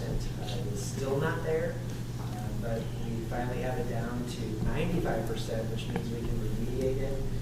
We've had to bring in a third-party vendor to look at the concrete and give us some recommendations on why it's there. So to be perfectly honest, we're in a little bit of a dispute with the contractor on why it is there. A third party come in and say, hey, to the best of our knowledge, we do not think this is at the fault of the owner, which is us. So we've given the directive to move forward and have the contractor remediate. So that starts on Monday. So hopefully within about 5 weeks, which is really important, even though that puts us into summer. It's really important for our sports teams over the summer because they're going to be in there, they're going to be practicing and doing both of those drills. And even after that's done, we have to install bleachers, and there's so many other things that we have to do to get that ready. So that's gym floor. Building A, the ground floor is now open. We added 3 more classrooms this week. So I know high school is really excited about that because they have some testing coming up. And then student services, which we closed down to renovate. When we opened up the new student services, that is on schedule to open April 10th. So, and that is on schedule to open 2 of those classrooms will have their furniture delivered on April 8th. The other one, that furniture is makerspace furniture, so that is a little bit longer lead time and a little bit more intensive electrical work going on. So that one may be an additional week, but the high school, middle school will pick up an additional 2 classrooms. So those classrooms that we've been able to just stay on top of them and keep it moving, that's been wonderful. The access between the gym lobby and the gym is now open as well. So that's been a big pickup, especially now that we have boys volleyball. And the big news is starting Monday, we actually, I was working with Chris on this today. Starting Monday, our students will enter in through the high school entrance. Mm-hmm. So it's some big news. We are very, very excited about that. So as of right now, we know they will be able to use the ramp. And we are working to get a carpenter crew here tomorrow or over the weekend to build some temporary rails so that they can use the steps as well. So Chartwell's, I was on the phone with them today. They're going to provide breakfast in the commons on Monday to students so that they can come down, have breakfast in the commons, enjoy it, go into class. I can't tell you how ecstatic we are to see kids walking through those doors. Okay. Thank you, Dr. Dietrich. What he was just talking about. This won't take long.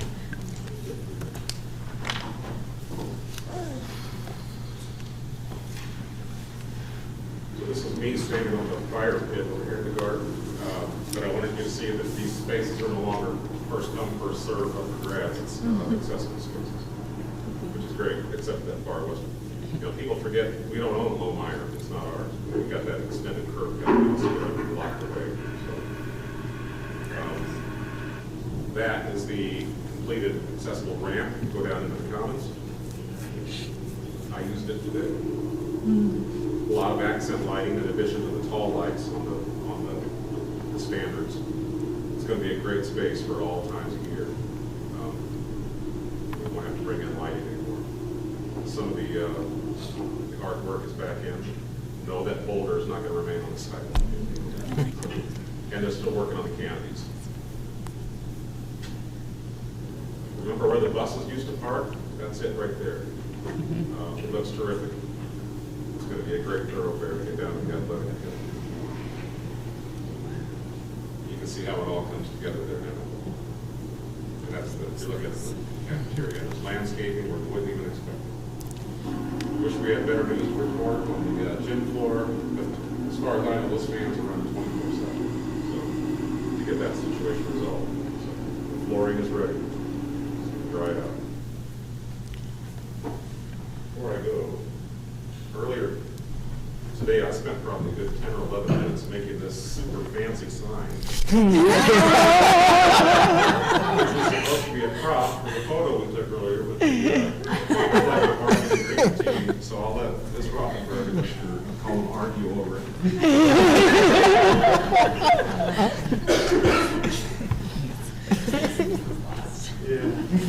Thank you, Ed. 4.04 Program Evaluation, Special Education, Ms. Kreisman and Mr. Estrada. Good evening, everyone. Board, as already been stated, thank you so much for your service to our students, families, and staff here. I'm here tonight to present alongside Mr. Estrada an update for you on special education here in MRH. So as shared, I'm the Assistant Director of Special Education. So the first piece of information that I have pulled together is student information data. Vince and I looked at enrollment data and the percentage of eligible students. As you can see up there, we broke it down by building. And looking at this information, looking at our percentage of students who are eligible to receive special education services, we are running about 17% of students, and the state at last report from last school year 22-23, which is what was available, is at 13%. So we are a little bit above the state, but we are near that, and this has been pretty steady over time. We'll see some trend data later on in the presentation. Previously, when I presented also, there were some questions around our participation with South County Tech School. So I provided an update of what our current access to South County Tech is in terms of total student enrollment for AM and PM. So we have 24 total students enrolled in accessing our tech school. And in comparison to the 21 area high schools that access South County Tech programming, we are 6th in that ranking order in terms of the percentage of enrollment in the building. So just to give us a little bit of perspective on that, the highest high school is at 20%, the lowest is at 0.77%. So just to give a little range in what that looks like as well, a little bit of context to that. The next piece of data that Vince and I pulled together was the enrollment by ethnicity of the district, and then the breakdown of ethnicity for students receiving special education services. So these two pie charts depict this school year, 23-24, current state. Our district enrollment by ethnicity was based on our October counts that are submitted, and the ethnicity of students receiving services is a real-time updated data set that gets updated and dumped every night with our systems. So, would you add anything else about that? But the numbers are pretty close. I mean, there's a little bit of flux, but I think that those are pretty consistent numbers. So the next piece of data is the 5-year trend data for ethnicity by students receiving special education services. Students roll over them. Thank you.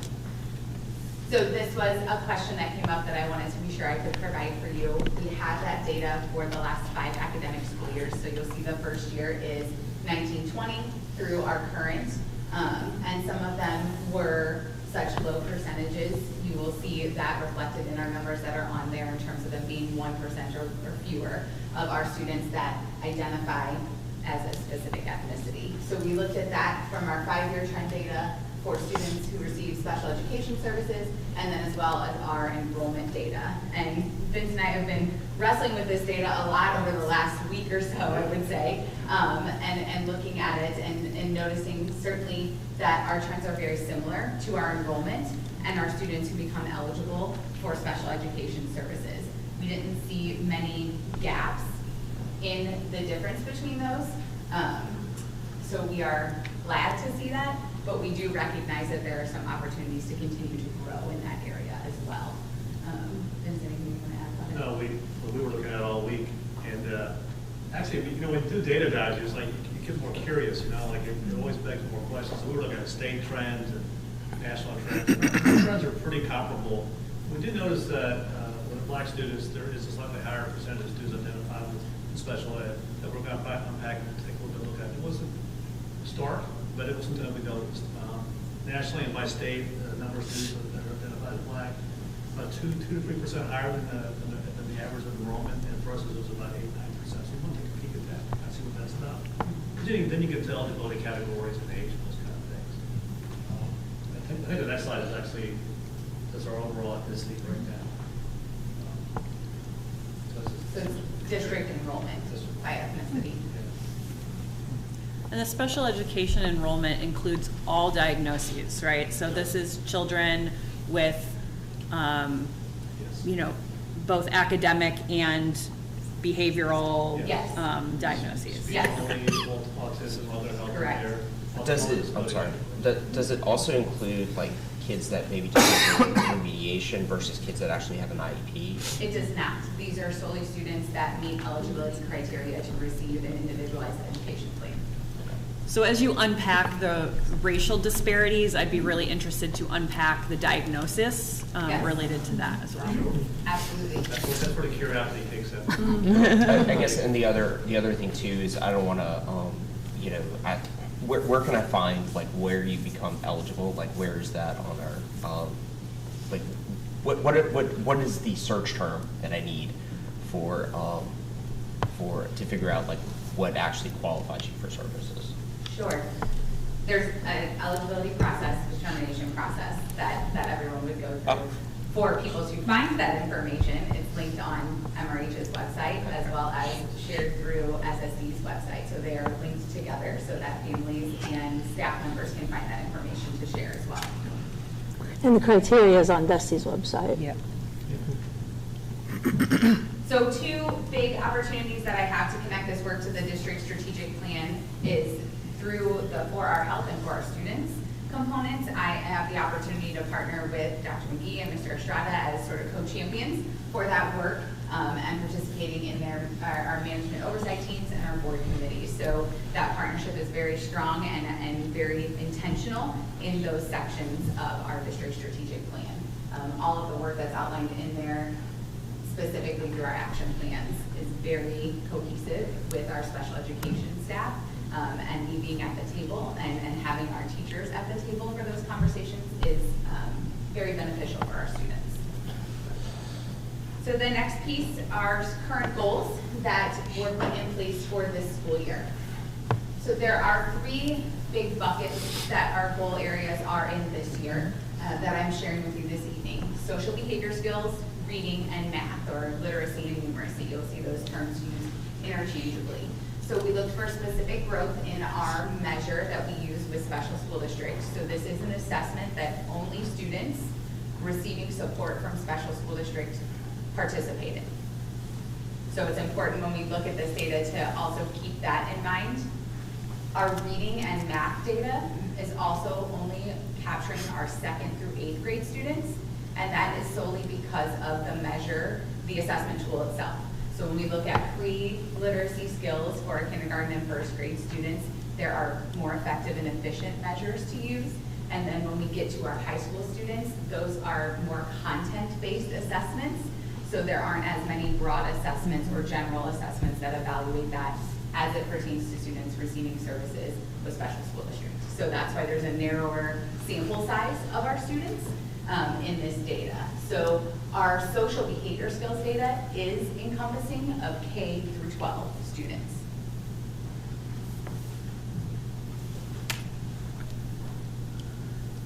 So components of our data that I want to highlight this evening.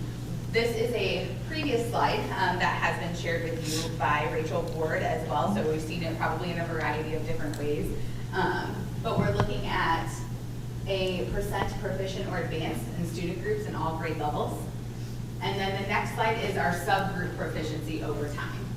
So this was one that we did, again, a little bit deeper dive into, and our special education teams meet monthly in data teams. And in those data teams, we are looking at individual student trends as well as group student trends on these assessments, as well as our Fast Bridge assessments and our progress monitoring tools that we have in place for our students.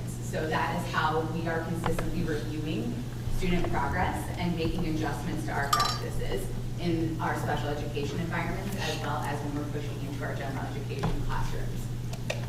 So we see trends that are in the directions that we don't want them to be. And so as we look at layering this overall subgroup proficiency over time, with the next two slides are, sorry, Chris, we go to advanced 2 for me, I'm sorry. One more, perfect. So this is the specific data for our Fast Bridge that we were speaking to before. This is our reading growth. So this is a great point of pride for us this year for our students who receive special education services. We have exceeded what our growth target was, which is wonderful to celebrate, and we are performing at the highest we have in the trend data that we have available from 2019. So that's a great celebration to share with our teachers and our students that we are performing at the highest level in the county as well. So this is a point of pride that I want to make sure everybody takes a second to review. So the next slide is of our math scores, which is the inverse of that, and we have had a decline in our math performance. These graphs demonstrate the percent of students who met or exceeded the growth target that was set by their team. So when we think about that as a component, we always want to see growth. We also have to balance the rigor of a growth target with that as well. So as we increase the rigor of our growth targets, meaning we want our students to grow more, we may see a decline in the percentage of that, but that doesn't necessarily mean that the rigor of the instruction didn't increase.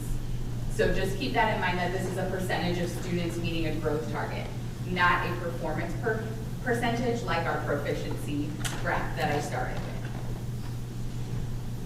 Any questions? I have a quick question. How would it, like, so the target may be different, I guess, based on the year, the team, or however they decide it. How is it decided? I mean, like, is there like a certain indicator that's used to determine what the target would be? So within FastBridge as the assessment program, there are guiding practices in making that decision. So there would be growth targets that are recommended based on the trends of that student's baseline score. So where they started in the fall, when they took that assessment, there would be suggested growth targets. And then our staff and teams who know the whole child will go in and figure out if there's an adjustment there that should be made, whether to increase or decrease or maintain. Gotcha, okay. Is there any collaboration between the special ed and the general ed as far as like, hey, we know these things work, you know, for helping with reading, or we know these things work for helping with math, like so that sharing like best practices, best ideas, or anything like that? Yes, I'm going to get to that. Oh. So yes, I will talk about that. Yes, there are systems and practices in place for that to happen. It's both a glow for us and a growth opportunity. So we have that in both places. So this is a summary of that information, but like I said, I really want to highlight that piece of our reading growth. What wasn't demonstrated in a graph is that 60% of our students receiving social skills instruction are on track to meet their individual goals. So our goal was 85%, and right now at this progress reporting period, which we have 2 left in this data because we just ended one and we will have one at the end of the year, 60% of our students were on track. So at semester, that's where that data is from. So since we just recently ended a quarter, that progress reporting data is being entered as we speak. Emily, before you move on from that data, just to clarify, on slide 10 and 11, those are data points ending last school year, so prior to you even arriving here at MRH. Yes.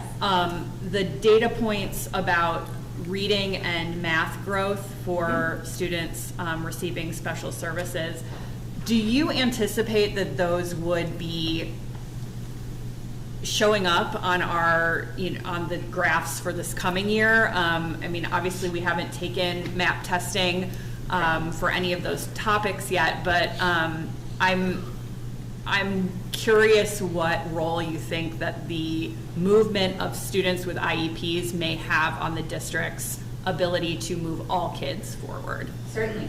I do anticipate that it will support growth in those areas, especially in our literacy scores. The impact from our math scores, I don't know to what degree that will be in the positive direction for us based on what we have. However, I do anticipate growth based on that. Our FastBridge scores are not predictive of math performance, but they certainly do drive our instruction to remediate the skills that are necessary to perform at a high level on those assessments. Great, thank you. Absolutely. So some of the pieces in terms of analyzing this data we've talked about as we've gone through, but some things that I wanted to make sure that I highlighted really were some of the glows that everyone may not be aware of. And this was to your question, Josh, with regard to the use of evidence-based and research-based instructional practices. Our special education staff participate in the professional learning communities. They are included in those when the general education staff members are coming together to speak about instruction. So I have been partnering with principals to determine at what rate and capacity they should be participating in those. And so most of them are participating in them at least once a month. Some are happening more frequently. And at those times is when they may be making those suggestions. Also, our multi-tiered systems of support teams are another place where our special educators, especially our speech language pathologists, are partnering heavily with our staff. in terms of remediating language concerns, teaching vocabulary. Those best practices are being embedded in there as students start to potentially be considered for a specific intervention or intensified instruction. So that is a glow for us. That is still an opportunity to continue to grow and strengthen as well. Our data teams for our special education staff, again, our middle and high school teams meet together, which has been very helpful because of the small nature of our team. Having the collective larger team together helps us get more ideas, more expertise in the room. Our reading growth, as we talked about, for those that may not know, our Blue Devil Brew program here in the high school is a real highlight. At Christmas time, they prepared some gifts for the board, but they are a group of students that prepare orders for staff and deliver them during the first and second hours of various days, and they are making such phenomenal growth. So anytime you are in the building, I highly recommend that you try and come during the first hour, grab a smoothie, grab some delicious cookies. So they interact then with our staff and our students. Some of them use assistive communication devices and other means to communicate, and our staff and our students embrace that and give them space to demonstrate their growth and learning. And so it is such a wonderful thing to see. So I would encourage all of you to check it out as your time allows. We did also have a recipient of the Keys to the Classroom Award. Carolyn Kovac, one of our ECC special education teachers, was the recipient of this award. It's an award that staff are nominated by their colleagues to be considered for, and it is a countywide award, so 22 partner districts in our 11 schools with special school districts, and anyone can be nominated for that is a certified staff member. And they go through a rigorous evaluation process with that application. And of the 28, I believe, that were applied, 10 were chosen as winners from those 10. So Carolyn was one of those 10. From those 10, our district teacher of the year for special school district is chosen. So to be selected as a top 10 performing teacher in our district in the county is a pretty exciting thing and incredible for us here in MRH. We do also have a student who is going to be awarded a Rosemary Zander Award, which is a student recognition award. Can't share the details of who that student is yet, but that will be coming soon. So again, it's an award that staff and team members that support that student recognize significant growth and progress in that student and nominate them to be shared with the larger community.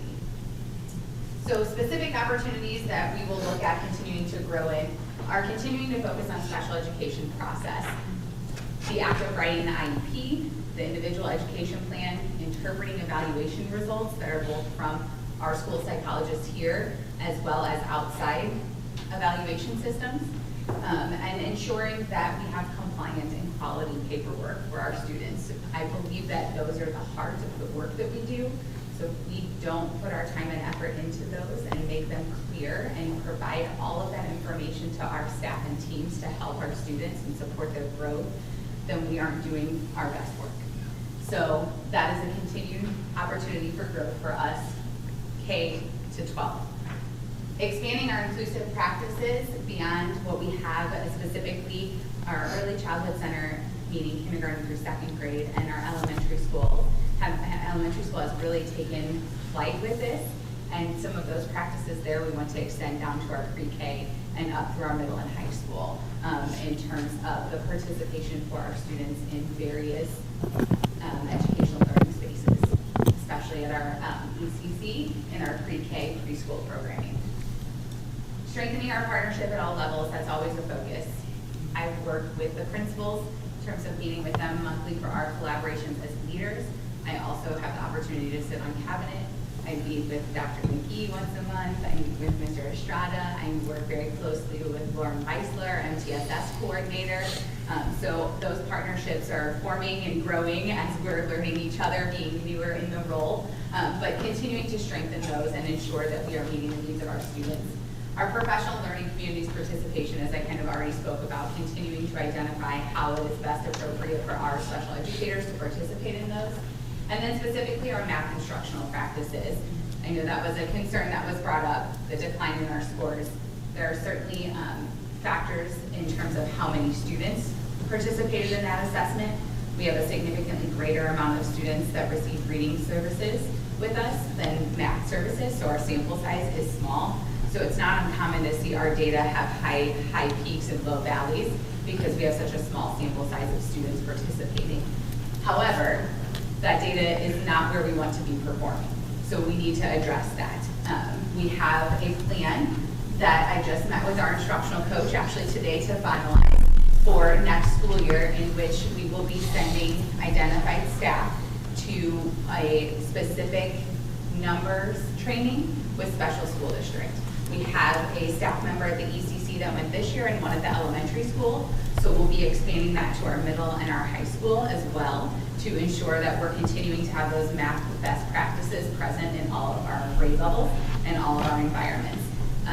One of the challenges or obstacles that we need to be very intentional around is that we do have small special education teams in our buildings. So to send someone, this training is a 10-day, full-day commitment for teachers to go to. It's not 10 consecutive days, but it's 10 days over the course of the year. So to send entire teams out of our building is just not feasible or appropriate for our students. So it takes us sometimes what might take other districts 3 years to do, maybe 4 or 5 years to do. So the work is going to continue as we started with our youngest learners and expand that up to our older learners.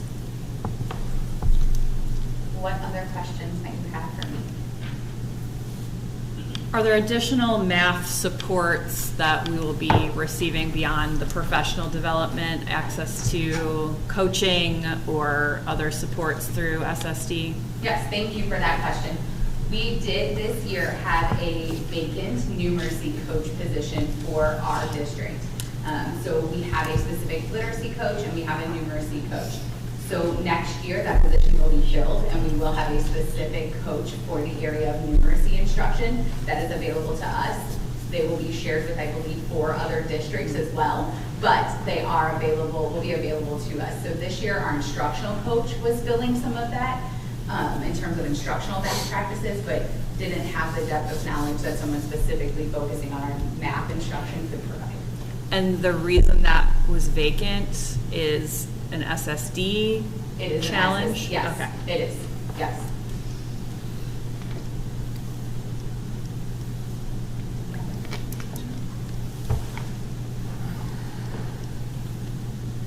Thank you very much. That was very thorough.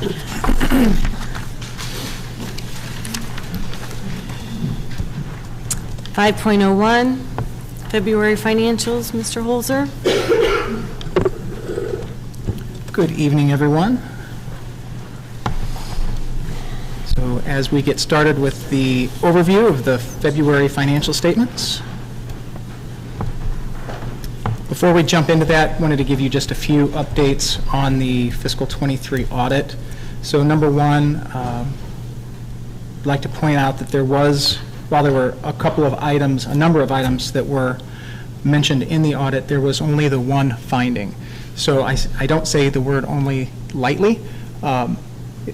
Findings in any regard are regrettable, but we have taken significant action to understand what happened and make sure that that does not happen again. One of those items is the budget amendment that I'll be presenting to you in just a few minutes. There was mention of delays in submission and accuracy related to the bank recs and year-over-year variances in the areas of food service and transportation. So the steps that we've taken there, as we stated, we've created the process checklist for our bank recs to make sure nothing is missed. We've also hired an accounting consultant that's with us 3 days a week. She's been extraordinarily helpful. She's experienced. She's done the work for over 30 years. And she's been a wonderful asset that also frees me up to do some of the higher level work, like working on the budget and analysis and things like that. When that position is not in place, it's extraordinarily difficult to get all of those things done. And one bullet that's not here is we have been going through multiple rounds of interviews. So we've done that, gone through 2 pools of interviewees, and we've not yet found a person who is able to fill that position. We have another one that will probably get scheduled in the next week. We've also put out a call to the Greater St. Louis Business Officials Association, Glasgow. We had an inquiry on that today. So the word is out. If you happen to know an accountant, even one, preferably one that has school accounting experience, please send them our way. We're a wonderful place to work. Data accuracy, so working with Dr. Dietrich and also and his team for both food service and transportation, making sure that when we submit that data that it's been thoroughly reviewed and with a secondary review to make sure that those things are accurate and in place, and also in the areas of attendance. Not that those areas weren't accurate, but one of the things that slows the process down as a whole is when there are variances. Now, we've learned what those variance thresholds are that the auditors use, and as a result of that, what we're now able to do is pre-identify those variances so that we can explain them ahead of time. So my goal is not that the auditors won't ask questions, because they ask a lot of questions, but what I would prefer is to answer those questions without them having to ask them. So if there's a 5% variance in ridership counts in transportation, we need to be able to explain that instead of waiting for the auditors to ask us that. So those are the things that we're going to do ahead of time that will speed up the process. When it comes to the schedule of expenditures of federal awards, otherwise known as the CFA, the item that was missed was there was two actually. There was our Head Start. Head Start was inadvertently omitted from our CFA, and also the commodities, the federal commodities. Those were items that the auditors felt should have been on the CFA, and we did not. Those have never been required in the past, and therefore were not submitted on this past year's CFA. They said that they want them there, so we will put them there in the following year. That's not a problem. We'll just make sure that they're included. And again, the threshold for a single audit is $750,000 in federal funds. There have been years prior where we've not had to go through that single audit process, but since the pandemic and additional federal funding, and now also because of the hard work of Dr. Pichard, our federal programs coordinator, we are receiving more federal funding than we have in the past. So when we include all of those items, that kicks us up over the $750,000 threshold, which requires that single audit. Oh, and this just in. That was in consent agenda. It was just in, but it relates to it. It does. We did receive a grant, the ITEF, the Innovator Grant, for the elementary. So they have some really cool plans. Dan Lyons and Amy Williams, Carlicia Elam, our principal over there, worked really hard on getting this grant together, and I believe worked closely with both Dr. Pichard and Chris to make sure that that grant was written in such a way that we would get it, and we did. So that number there is just under $60,000, which is fantastic. I will take that money all day long, and it's not federal funds, so it doesn't count against our $750,000 threshold. In addition to the $400,000 grant that we received, thank you, Dr. McGee, and those individuals who contributed as well. And I believe that is also not part of the $750,000. That's considered state money. Okay, so on we go with the revenues for February. So revenue, 85.5% is local funded, and that's a combination of local tax receipts combined with collections for our fee-based programs, Preschool Discover Club, and our food service programs.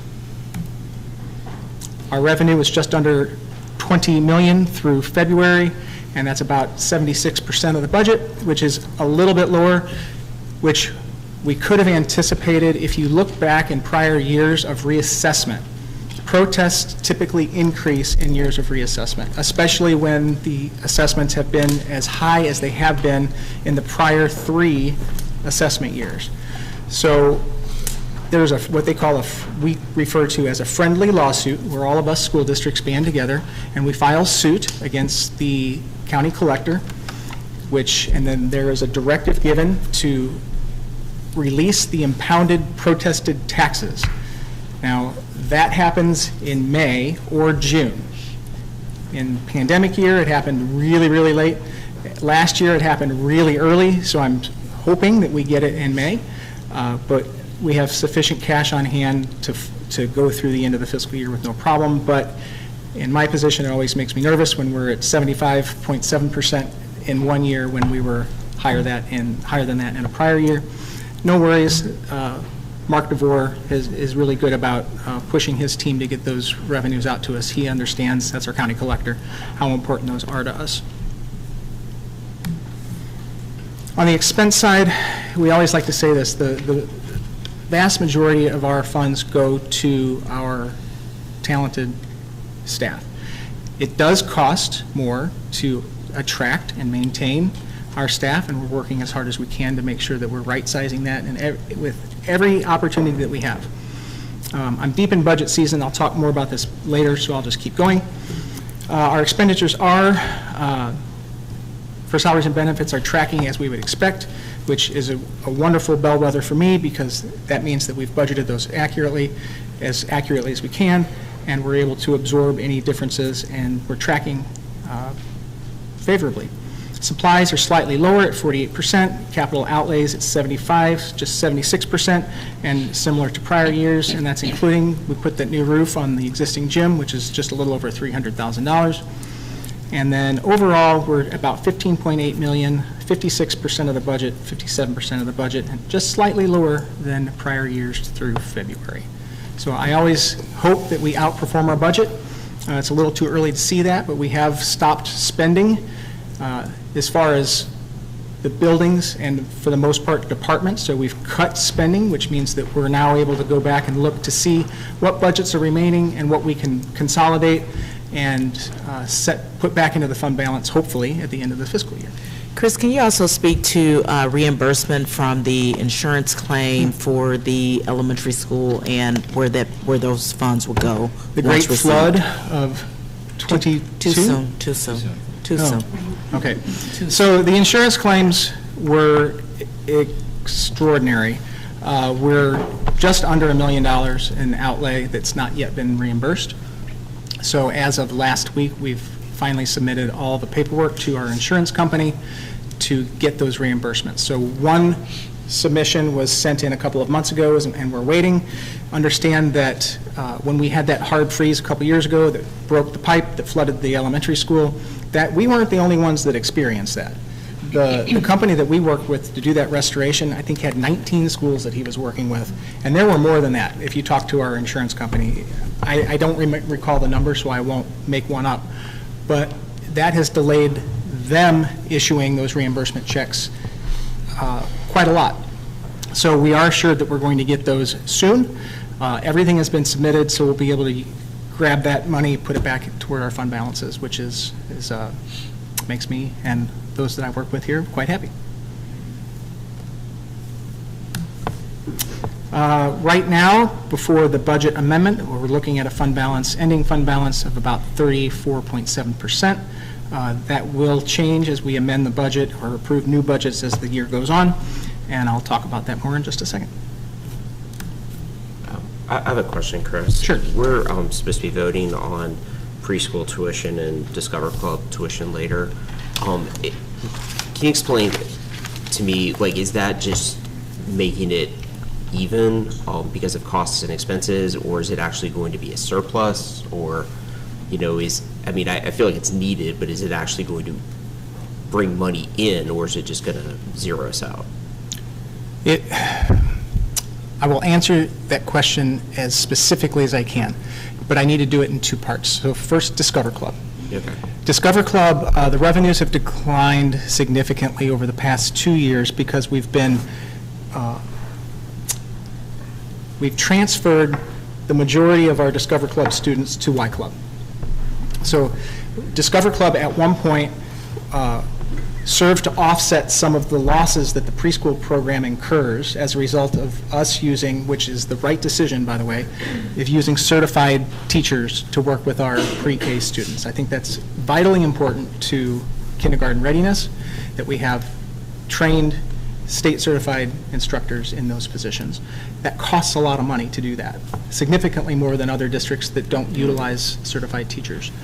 So as Y Club now has the majority of those students, they also have the majority of those revenues. So the increase will still put us on the black side of the ledger, but not by much, just because the revenues have declined such. Then we talk about preschool. Preschool loses money, if I'm being frank. It costs money to run that program, and it costs more than we can realistically ask our parents to pay.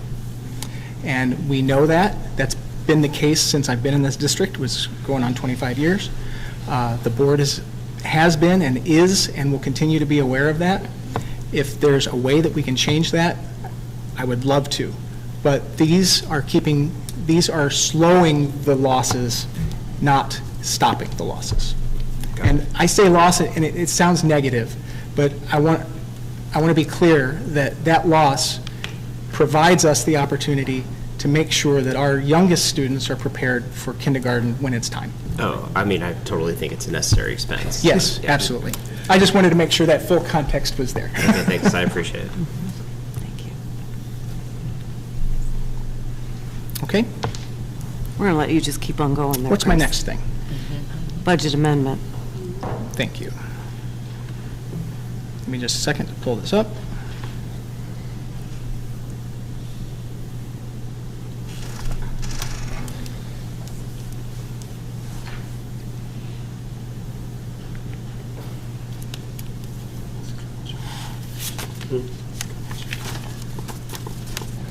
There it goes.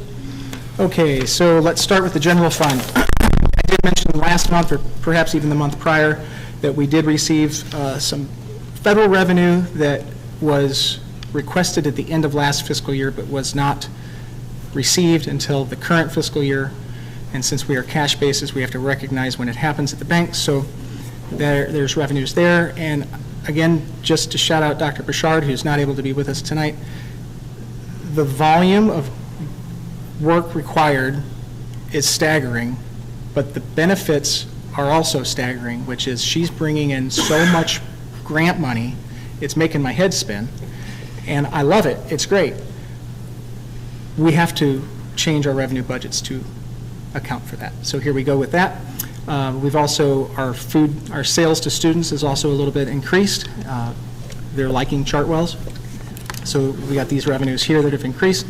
The other things here are really just either increasing expenditures, which is a reflection of the revenues for grants, or moving things around, for instance, making sure that as we're accounting for our federal funds, that those are pointed to salaries and benefits or other places where we're having to offset those. So moving things around within the expenditures budgets. So all in all, on the general side on the general fund, we're about $704,000 in increased revenue and about $392,000 in increased expenses. And this is something that we vote on also. Yes, you'll vote on this. So on the special revenue fund, also known as the teachers fund, we call it Fund 2 for short, in-house. These are changes in primarily in federal funding and also in some state funding. And when we come to the debt service, this is a reflection that $2 million, the prepayment of the 2015 bonds. So we have to adjust the expense budget to accommodate for those. And also fees. Bond issue, I'm raising the bond issue funds, which is both bond issue and our lease purchase proceeds, which we refer to as COPs, or certificates of participation. Interest has just been going like gangbusters. There's two sides of the interest coin. It's great for investors, not so great for the people that are taking the loans, but I will say that as far as the money that we have in the bank, it's been earning quite a bit of interest, which is fantastic, and we're recording that here. Capital projects, this is just a transfer, so this was moved from one fund to another, so that's a reflection of this. When we go to the operations side, this is an aggregation of all of our operating funds, which is everything except for our debt service fund. And all in all, right, this will adjust our budget to about 36.23%, our fund balance, as a percent of our operating expenses. There will be another amendment coming perhaps as soon as next month. However, we have a short cycle time on next board meeting, so it may not happen next month, but we'll have another budget amendment coming soon. We've got to record this ITEF grant. We have a couple of other revenues, grants that we've got, and some other, and transfers that happen nearly daily that'll be reflected in that amendment as well. All in all, this is the look of all funds, inclusive of debt service. And there's the backup, which we won't go through. Any questions? Okay. Thank you. Keep going. Budget directive. Okay, so I will not read this to you, and I'm sure you've had the opportunity to look at it by now, but what a budget directive is and what it is designed to do is to be our guidepost for what the board's wishes are, how we budget. What is the board's priorities and therefore our priorities as a district as we're creating each fiscal year's budget. So inclusivity and equity are priorities of the board. They're reflected here. We need to make sure that we are keeping an eye on federal, state, county, and local funding sources. We are hearing some things coming out of the state that are not favorable as they also are spending down their fund balances, and as the COVID relief money, or the ARP funds, are now dwindling. They're not just dwindling for us, they're dwindling for the state as well. One good thing that has happened is sales tax. The economy, while inflation has taken its toll, sales tax is one of our funding sources that comes to us on, and we collect those sales tax revenues as they happen. So if sales go down in the region, then our revenues as a result of that goes down as well. So right now, sales tax is sort of propping things up. One of the things that we'll talk about later in the budget is the impact of the pandemic and what that's done to our budgeting process. We'll talk about that in just a second. So the maintenance of the reserves with a target of at least 23%. 23% is getting low. So obviously we're spending down our fund balance. We've not made that a secret. We have to find a way to right-size salaries and benefits, and we've taken extraordinary steps over the last 2 years to do that. It costs money to do that, and this is a result of that. 23% is about as low as we can go without getting ourselves into a position to where the following year we would be in a position that would be unfavorable financially. Of course, equity is a huge priority for this district, and I expect that it will continue to be. MSIP 6, the number 6 implies that there's 5 versions of this plan prior. MSIP 6 is just the current iteration of the state's expectations of us. So we're living under those rules now, and it costs money to do so. The strategic plan is an example of that. Enrollment has increased. It has, over the last couple of years, somewhat stabilized, so it'll be interesting to see what the next few years bring. But of course, more students means more expenses. And then we have been building sufficient contingencies to absorb any of those unforeseen things. Not to pick on Dr. Diedrich, but when an HVAC unit breaks, that's going to be about a $10,000 bill. It could be more if it's a bigger unit. And there's only so many of those that we don't want to overly inflate our expenses budget in the expectation that all of our units will die. So we have to keep contingencies. We call it the rainy day fund. And we have had to dip into that just a little bit for those items this year. We know that funding is declining as a result of federal or state changes. A lot of that funding is a direct reflection of our free and reduced lunch rates. So as those decline, our funding declines as well. We also have bypass for federal funding, and we also give a portion of that to our local parochial schools and also Boys Hope, Girls Hope. While we're happy to support them, that is money that is being transferred from our receipts to them. Chris? Yes. We were looking at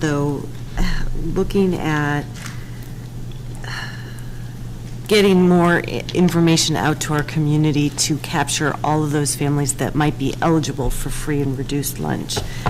That was something, I'm looking at you, but I'm also talking to Vince somewhere around here. Maybe in future board meetings, we can get a report on how that's been. Sure. It's actually a trifecta. I read an email this evening from Dr. Dietrich, who's over that program. Vince Estrada, I'm not sure if he's still, there he is. He's still here, soldiering on with us. He's been probably has been leading the charge on tracking those families down and making sure that everybody that is able to get those things submitted and is eligible for those benefits receiving them. I believe this year, Vincent, we have the highest collection rate we've had. Yeah, over 80%. Yeah, which is phenomenal, and it's extraordinary work from him and also Patty Johnson, one of our retired support staff members, who's been helping. But it's twofold, because not only does it help our families, but it also helps the district capture some. Yeah, selfishly, it does help us, and it's important for our families first and important for us second. Yes. Is how I would probably say that. And then Joe's Place, understanding that the district supports Joe's Place, and just a recognition of that in the budget. So I'm hopeful that this directive pleases the board, but I'm happy to take any feedback that you have, and I might change. We can do that online, we can do it offline.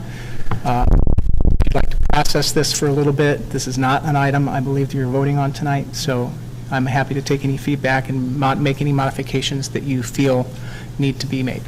I just have a question on, so the fund balance, our 23% that we see there, I know other districts also dipped into their fund balances to increase their salaries as well, right? So I would expect we're not the only district in the area that's going to see this drop from the, 40% to 30% to now we're in the 20s due to state revenues. Yeah, it just depends on the district, but yeah, there's other districts that have bigger fund balances, but they also have very different tax bases and very different percentages of the state, federal, local. Our state funding is anywhere between 8 and 10%, depending on the year. Our local funding is 85, 86%. If you're in a district, a neighboring district, perhaps that looks very, very different. And yes, we are not the only district that's dipping into fund balances. Yeah, having just taken the board training, there's an average out there, for the state. I know it's in the high 30s, but I kind of expect that to drop considerably. I would expect so, too. After this last year. Yeah. Unfortunately, money is one of those things that is a finite resource, and we need to attract and maintain our talented staff if we're going to keep doing this work. Just want to add to that, as superintendents, we have conversations around the increases for salaries for staff, and so in addition to the increase, they also give steps. You have districts that are actually going well beyond the 2 years that we've had, so that's something we've been talking about. It is very competitive, and so if we want to remain competitive and to be able to keep our staff, we have to think about how do we do that. So as Chris shared, some of the planned spend out as a result of the very sizable increase that the board approved for the next two, this year and then next year. Exactly. Thank you. Given some of the data we've received recently, I would like central office and building leaders to look more closely at the fourth bullet around continuing support for educational equity initiatives, as well as the sixth bullet point, development of programs to support mental health and well-being. I think those could be strengthened, and I'm also not sure if development is the right word in that one. And again, I don't need to wordsmith here, but it seems that as though fidelity to existing programs may be the more prudent approach here. And just to tack onto that, as far as our compliance with MSEP 6, I think one of the goals is not to just meet state requirements, but to exceed them. And I don't know how you budget that exactly, but I expect that, again, I don't like the idea of fidelity, because if it's not enough, there's no reason to keep it. And so I think that we should really just be looking at what is the most bang for the buck that moves the bar along. That should really be the goal. We're going to talk about that in just a few minutes when we get to the budget presentation, and what you're saying is a wonderful segue to that. Not to cut this off, we can continue with this dialogue on the budget directive, but we will talk quite a bit about that. I'm actually excited to talk about that. I'm one of those strange people that likes budgeting. So if you do have any feedback, additional feedback other than what Katie just mentioned, if you wouldn't mind just emailing me so that we can make sure that that's reflected, and I'll get those bounced out to you as they come in.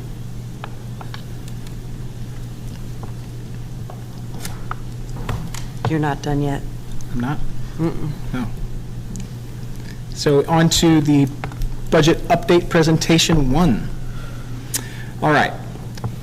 So I am one of those odd individuals that does like the budgeting process. Now, I don't love it because it's really hard, but it is good work. It's a big puzzle, and I tend to enjoy it more than I don't. We're going to start with revenue, and then as we go through here, feel free to ask questions. Right now, we don't have enough information from the county to get a super accurate picture of what the tax receipts are going to look like in the coming year. However, this is a pretty good ballpark about where we're going to be. So this time of the year, things are always just a little bit nebulous, and it's hard because we're trying to build a budget on numbers that we don't understand or that we don't know yet. We won't get the final numbers from the county until just before we are submitting our tax rates for approval. So this is where our best guess is where we're going to land right now.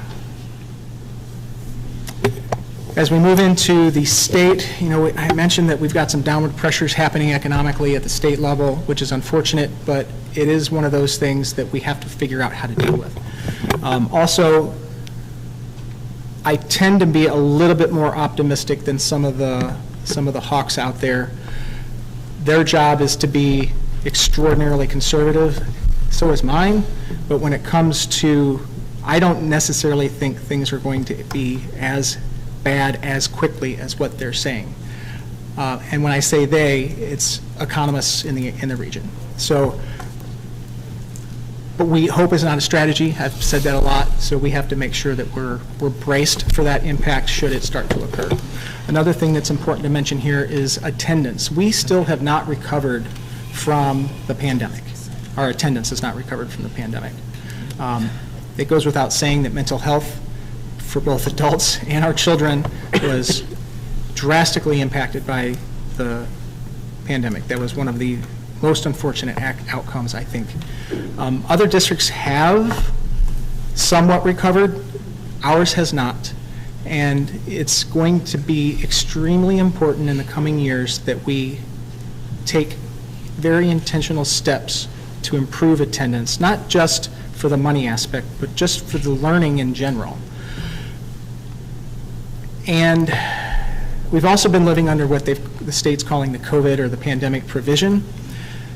The way state funding works is they look at the best of your last 3 years, your current year prior to. Well, with the COVID provision, they were letting us use 5, at least for the formula. That's going away. It was supposed to go away for this fiscal year. We begged and begged and begged, and they said, fine, okay, you can have it for 1 more year. But we don't get that anymore. So we have to account for that.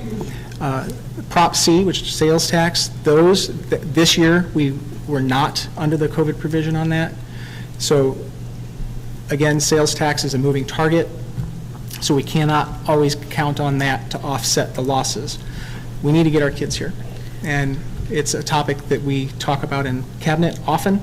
Benita, you have anything to add on that? I was just, part of the conversation that we're having with the State Department is pushing and urging them to look at enrollment versus attendance, because whether the students come or not, we're still responsible for educating them. So that has been a conversation, and I've been pretty verbal about that to the point that I think the State Department needs to look at how districts are funded, and I don't think attendance is the best way, because I think we're in a spot where we are seeing some improvement when you think about where the buildings are, so I do want to acknowledge that, but the proportional attendance, and then also thinking about weighted average daily attendance, but there are some districts that are probably worse off than us, and so there's not only an accreditation factor, but the factor around funding received too.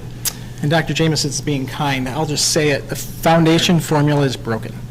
It does not work well. It does not serve us well. It needs to change. There's a Blue Ribbon Commission that's been established to address that legislatively, and I don't know where they're at with that currently, but it is vitally important that it changes. It's well past due to do so, and most of what Benita said is speaking directly to that. I can certainly appreciate that there's all kinds of things broken about the existing system. This is the first of several presentations to get us to a final budget for approval in June. So if we could maybe do a little less editorializing and a little bit more just back to the specifics that are important, while we also recognize that they're not finals because we're very early in the process, I think that would be appreciated by everyone who's been here for 2.5 hours. Sure thing. Thank you. All right, here's our federal funding. I won't read those numbers to you. They're here in front of you.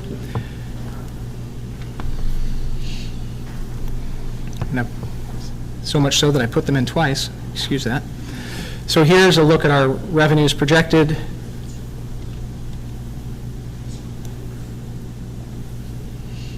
Here's a graphical look of the projected revenues. When we get to expenditures, we're about 5.35 across all salary categories right now. We're still doing those calculations, but this is our best estimate at this point in time. And those increases are related to our salary schedules and increases to other salaries. Benefits are not getting cheaper. We're expecting anywhere from a 10 to 12% increase to health insurance rates. As those increase, so also do our retirement costs, because health insurance is part of our retirement calculation. Purchase services, we're expecting to increase about 2.5% along with supplies. The budgeting process right now is substantially different than it has been in prior years. We are thinking about our budgets differently. So Josh, one of the things you asked is how do we go about getting the best bang for our buck?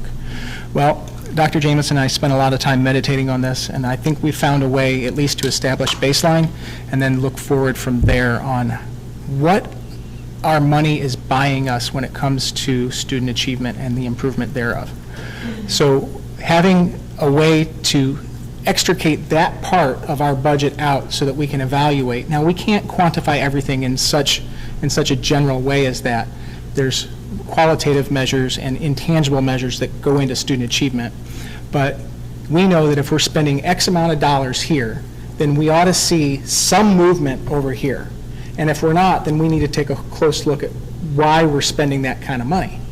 So the manner in which we've changed our budgeting process will be able to address that. So in year one, obviously that's going to be a base year, or year zero really.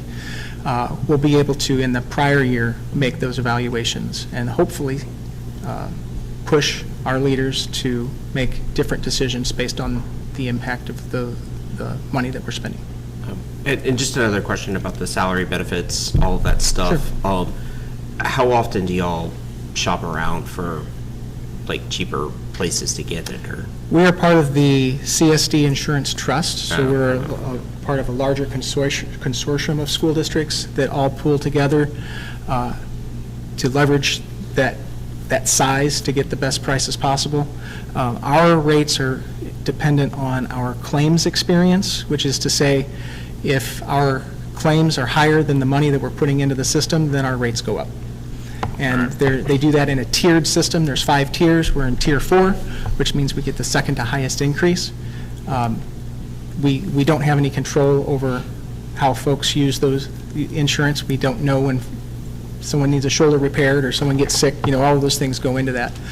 We've been pretty lucky this year. We've not had too many large claims, so I'm hopeful that we'll stay in Tier 4.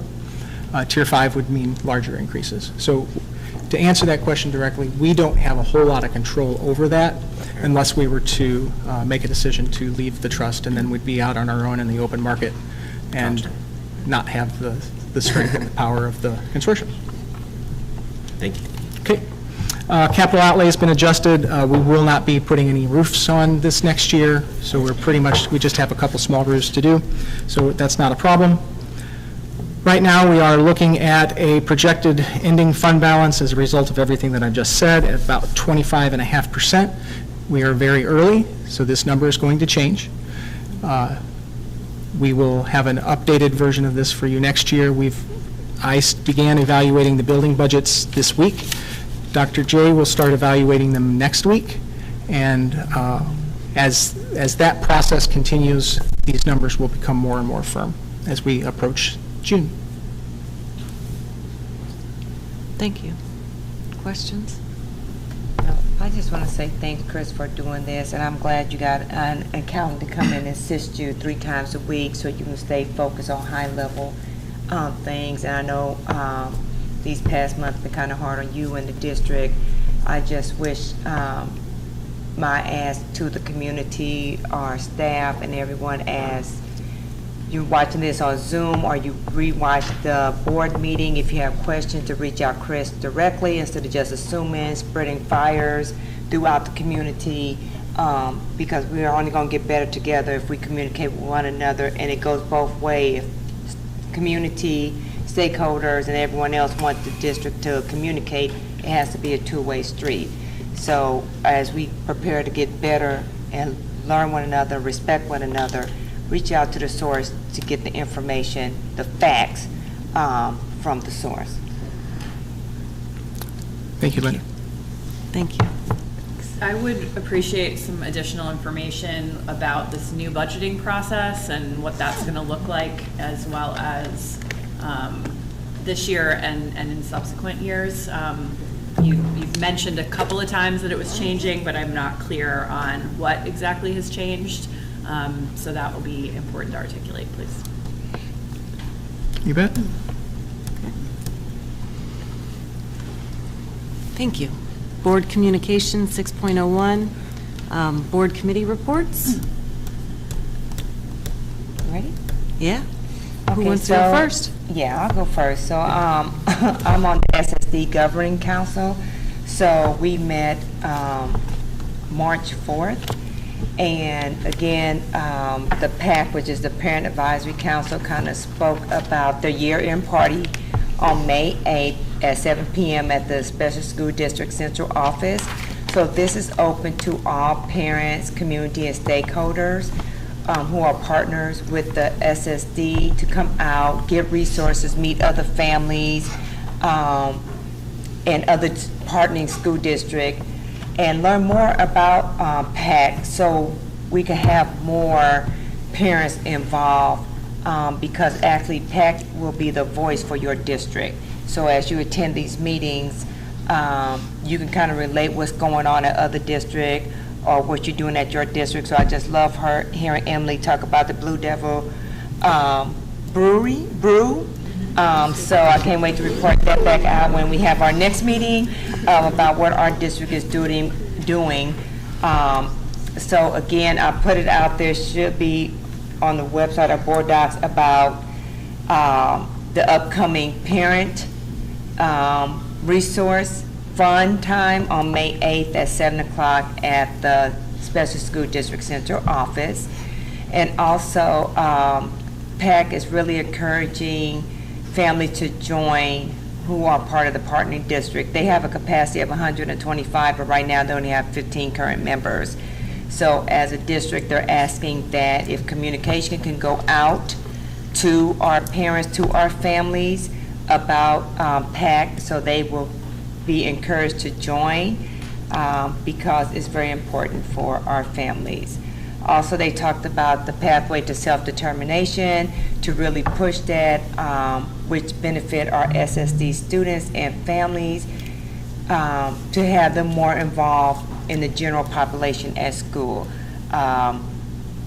And that's where DEI comes into play also at school district. When we talk about inclusion and equity, we need to start having our students involved, and what ways are school including those students with the general population instead of having them separate. The superintendent kind of briefly talked about their budget, and they will present it to us in our next meeting. So stay tuned on that. And we did a voting on the candidates for sub-district 5 and 6.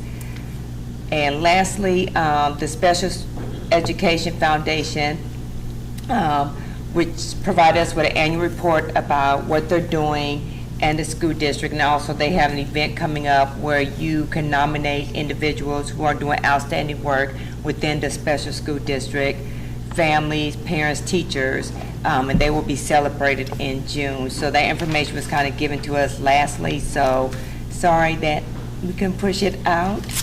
And that's pretty much it from the special school district council, governing council. Thank you. You're welcome.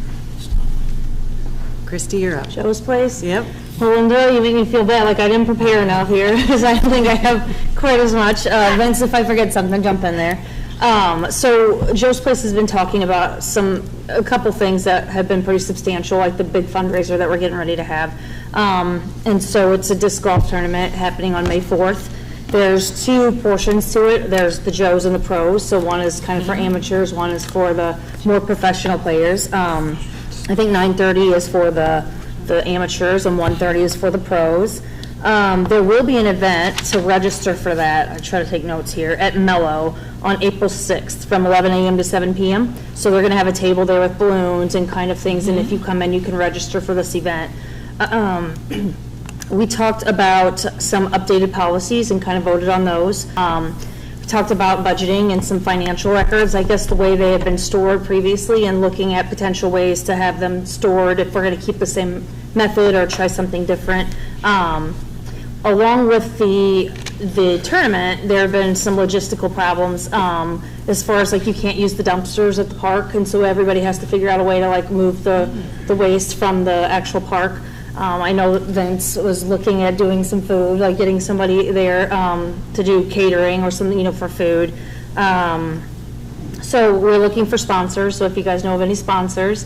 But yeah, that's, I think, most of it, right? Does that sound right? It's at Lowell Park.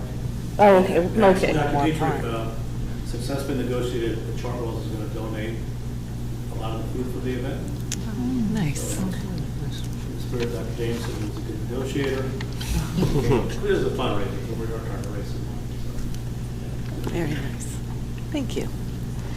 Well, I don't have a report, but I did want to give an update on my strategic plan committee. So I'm up for our resource committee, and we haven't met yet because our management oversight team has to visit all the buildings and figure out what are the needs of those buildings. But so our management oversight team has a heavy lift. So until they do that, but our administrator, Dr. Dietrich, has communicated with everybody on the strategic plan committee, and then once the management oversight finishes their review, we will all come together in person, and then we will be able to provide our community with the recommendations and priorities for our resources. All right, Mr. Blue, 6.02, student advisor to the board reports.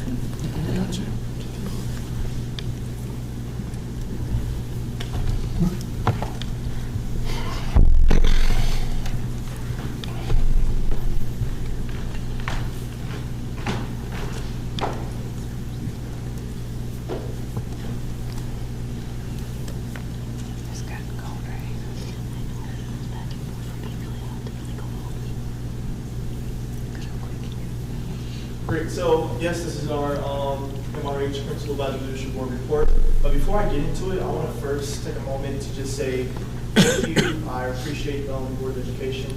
I want to acknowledge you guys on behalf of the PAL Board. We appreciate this opportunity to serve and to be a part of the PAL Board, be a part of this, the first time this has ever happened. I just want to say that I've learned a lot, our team, we've learned a lot during this process. We appreciate all that you guys have done. for us, allowing us to be a part of this. It's a great opportunity, and we all just say thank you. So I'll say thank you for the rest of my team. I appreciate my team, even if they see this tonight, because they do so much work. They're just so good at what they do, and I appreciate all the work that they do too. So I just want to say thank you and appreciate you all. Thank you.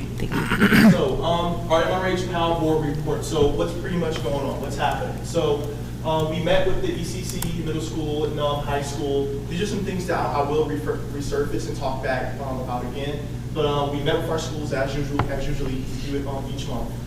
We had we hosted our community candidate forum. That went well. We got a great amount of people that came out that night. We were able to formulate our questions and everything like that. So it was my first time participating in part of that. That was great. Then of course we had our SUCO town hall meeting, which they do each month, which consisted really well. We gave some construction updates. We want to make sure that we're always telling the students what's going on the same way how we have these meetings. We've been doing that with our high school body as well. Continue. So these are two photos that were taken during our meetups with the different PAL boards. On that photo, on that side, that's our middle school, and on this side is our freshmen. We're able to talk to them as usually. Those are those two photos. And this leads into our focus for the month. So our focus for this month is transitioning and MRH and beyond. That's our focus for the month. So you're probably wondering, okay, why do we have this as our focus? So the reason why it's our focus is because we understand that we're going towards the end of the school year, and we know that scheduling is happening. Students are getting ready to make that next move from building to building. We also know that our seniors, they're getting ready to leave out and beyond college, trade, everything, et cetera, as well. And also our climate culture survey. We look at those results and we say, okay, student success, we look at the results and the questions and everything like that. We were able to formulate, okay, let's allow student transition to be our focus this month. Because we understand that student transition is really, really important. We also have some guiding questions that led us through this. These are 3 guiding questions. Of course, there are more questions that we added that we did ask. For example, who has talked to you about your transition, and who has talked to you about your transition, and what it helped? Was it helpful? Sorry. Was it helpful? Pretty much your transition. Like who came to you? Was it a counselor? Was your your brother, your sister, or whatever? We pretty much asked them, did that help? Also, what specific challenges did you face during your transition?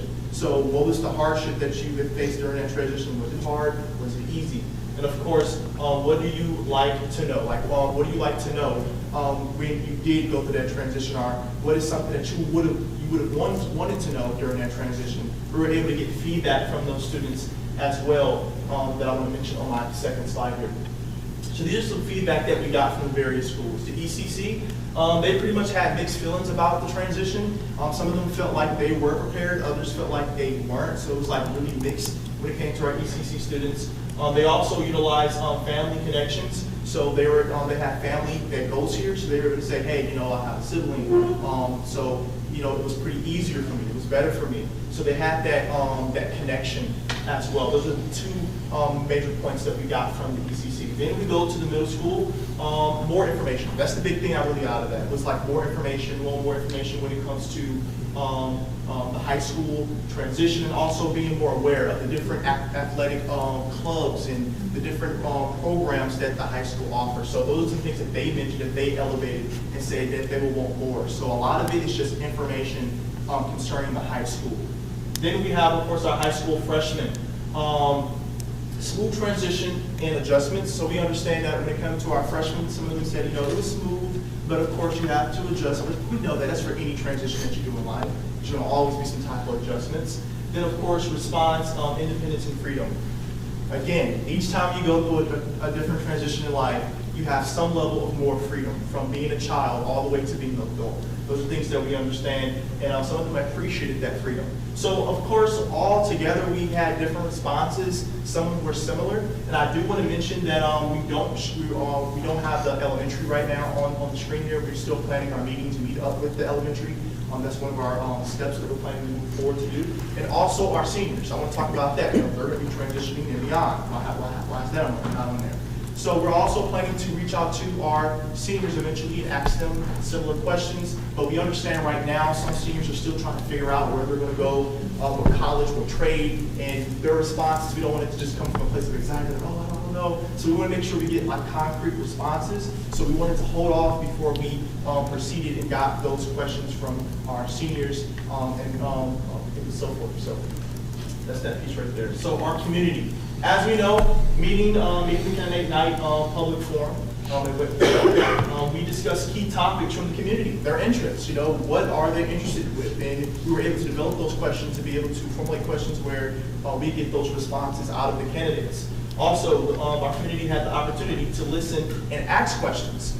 So we were able to get those questions, give it to the candidates, they were able to answer it. And also when it comes to the questions that they weren't able to answer during the time of the meeting, we were able to, copy those and send out to those candidates. And they're at their own time, they can be able to answer those questions if they want their own will on their own platforms. So we wanted to make sure, of course, that our community get the opportunity to hear what they have to say, So that was a big thing too. And of course, we achieved our goal of informing the community and our student body about the board candidate. So of course, the community was putting out stuff about that night, but we also, the Cal board, put in emails telling the school body to come out. And we had a, decent amount of high schoolers that came out too. So those are the things that we want to see. I really, really want to acknowledge that because it just shows unity that we're all concerned about what's happening here at this district. And it's good to see things like that. Just not from the, the community members, but also from our students. Those are things that you want to see. So that's the big thing for me. These are some photos that we took all together during the, during the night forum. A picture on the end of all of us together, my head looking down like this. It's okay. Then we got the other photo right here, us working hard, preparing for that meeting. So what are our next steps? What are some steps that we want to do moving forward? So we want to meet with the elementary school board, like I said before, that's what we're planning to do. Also, we're planning to do teacher follow-ups. We want to do follow-ups with ideally the freshman teachers.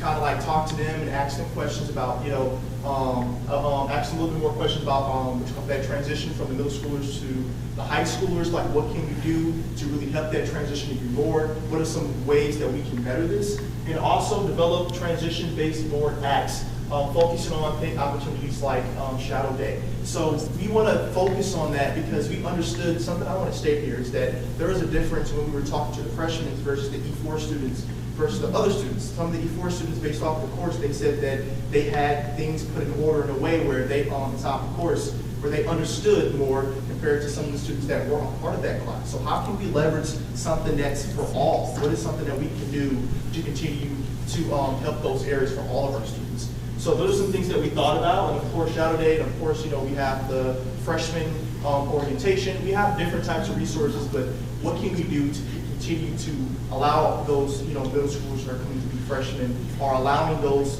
seniors to shadow, which call it a middle schooler when they're making that transition. So we're thinking about a model or something that we can do that's substantial, because we do understand that there were programs, buddy programs that were at the school before, but eventually things kind of waved out. What is something that we can have long term to help our students? So that's pretty much what I have.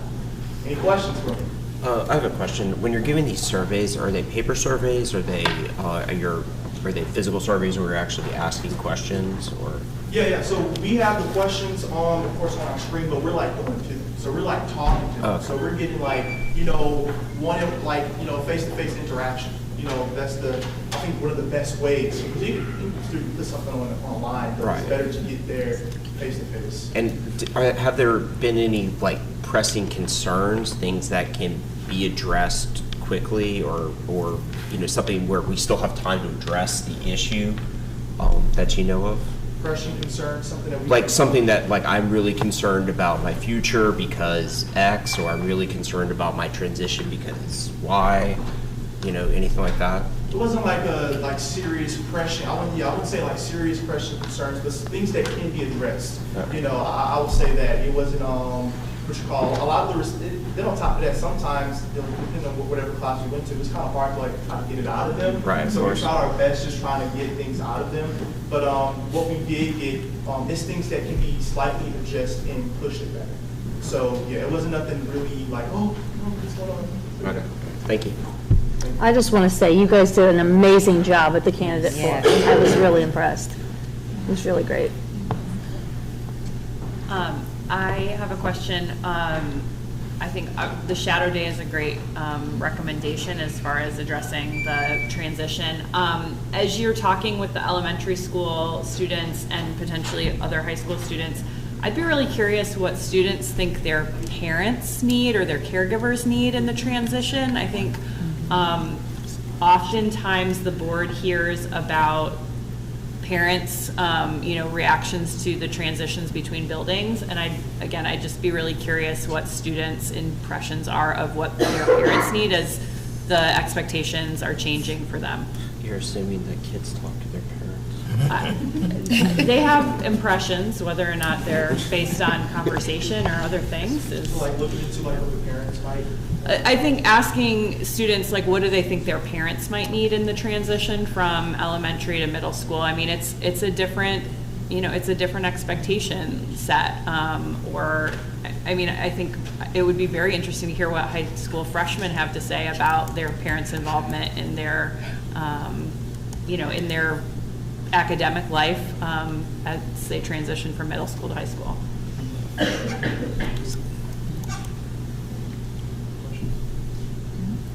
Thank you. Thank you. 6.03, calendar of events.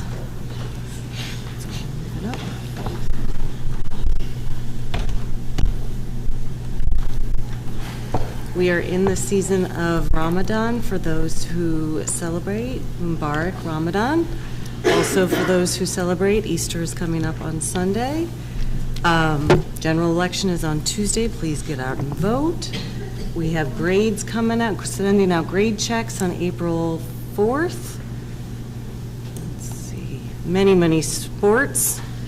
So look on our district calendar for that. Just a reminder that next Thursday's board work session is canceled. That's about Community it. conversation on April 9th. Thank you. Schlafly. Also, board members, a board retreat needs to be scheduled. You've all been asked, and we have this board retreat every year, and it was originally to take place in March, but we pushed it to April so that new board members could be a part of our goal setting. So we have 2 dates, April 20th in the evening and April 27th in the morning. We need to finalize that. So what if you've already sent in your never mind. I'm not sure how we're going to go about doing that. I'll follow up. Okay, thanks. Yes. All right. Shake you. All right. And employee recognition is April 25th. For any employees that are here, hopefully you have RSVP'd to join us at the Armory. Want to highlight that Dr. Julie Francois has been working with Ed Rich with the feedback that we received from staff. And so please sign up and come out. I think it'll be a good time. Yes. On that note, 6.04 is Distinguished Awards.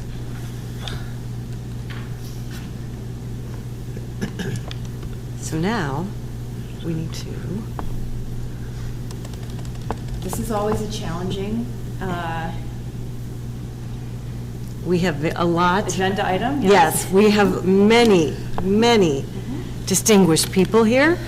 We do have to narrow it down to one per category. And also, we can do whatever we wish to do with this. We've added categories in the past. We've moved people around in different categories in the past.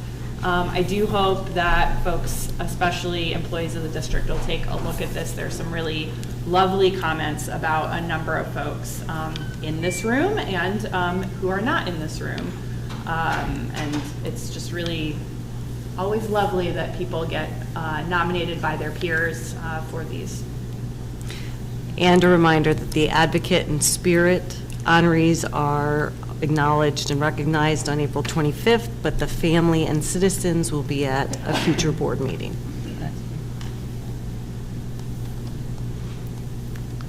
Don't be shy. I was going to say, based on, I see, we all submitted our thoughts. Yes. It looks like Annie Rothenberg's nomination for the Advocate of the Year and Dr. Burchard's nomination were the two that kind of rose to the top. I would agree with that. We have to pick one of the two. I'd say Dr. Burchard. I mean, she's contributed a lot this year. I mean, not to undermine anything that Annie's done, but more money is more money.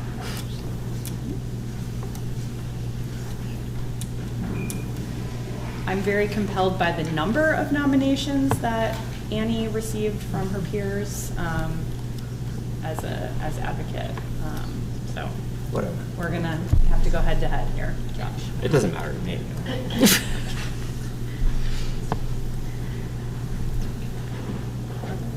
I would back Annie on that one, I think. Annie for the advocate, for speaking up for all the teachers and for spearheading, helping co-spearhead the NEA negotiations and getting that pushed through.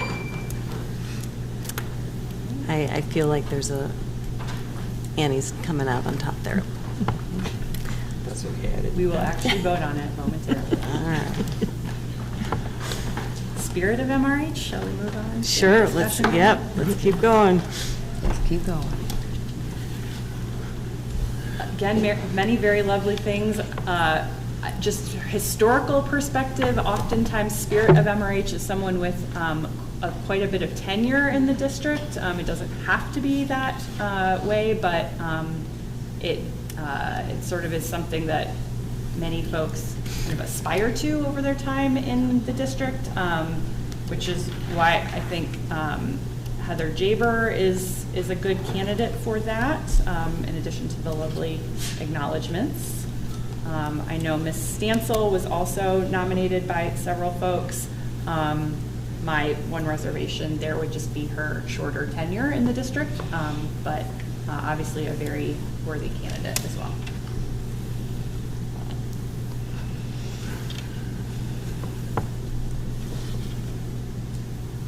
Folks like Betty Pearson have received the Spirit of MRH Award, I believe, or at least she's been in one of these, so that's always fun too, to see folks who year after year are nominated.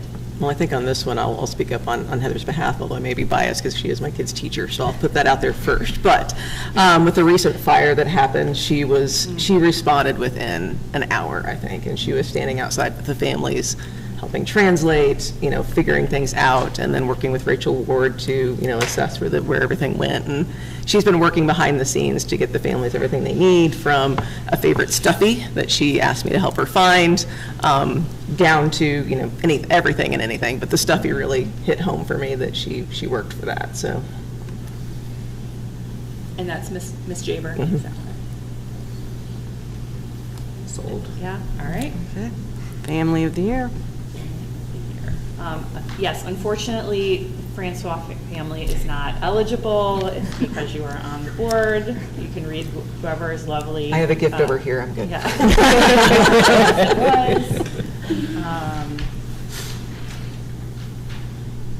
I really love the PAL board.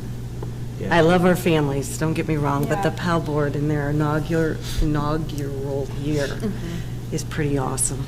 Yeah, with this one, I'm also a little bit, because they're a little bit unique categories. I do appreciate that the fire department was nominated in both the citizen and the family of the year, and I'm wondering, they are obviously a huge partner of the district, and the chief himself, is a big, person, is a driving force in that. I think we could slot them as either a family or a citizen, and I think And do the other same one. could be Said said of for the PAL other board one. too. Okay. I don't know if y'all see yourselves as citizens or as some sort of family unit, maybe more as citizens. I don't know. It might be a lot of brothers and sisters, which I know you're comfortable with, big families, right? I mean, it seems citizen is probably a more appropriate category. For the PAL board, I agree. Yeah. Well, also for the fire department, honestly. But even though, I mean, whatever. Unions, you know, sometimes talk about brotherhood, right? Sure.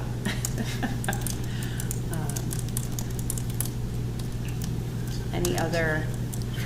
Anybody else want to speak up or advocate for their? So who's the other family? I forgot the name.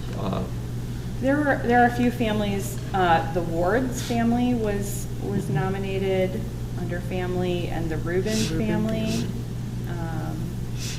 Well, and you said we could do anything, so Yeah, I we would, can, could we yes. pull the fire department out just for a special recognition for years of helping, and then we open back up the family and the citizen, or Right. so the family could be maybe the Ward family, and then the citizen could be the Powell board?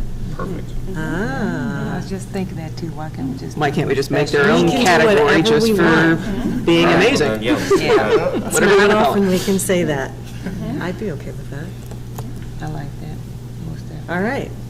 Are we ready to vote? Yeah. I thought we just. Okay. Yep, it's at the end, so just hold that. Okay. Action item 7.01, preschool tuition. Move to approve the preschool tuition increase by 5% for the coming school year. Second. All in favor? Aye. Any opposed? Passes. 7.02, construction change orders.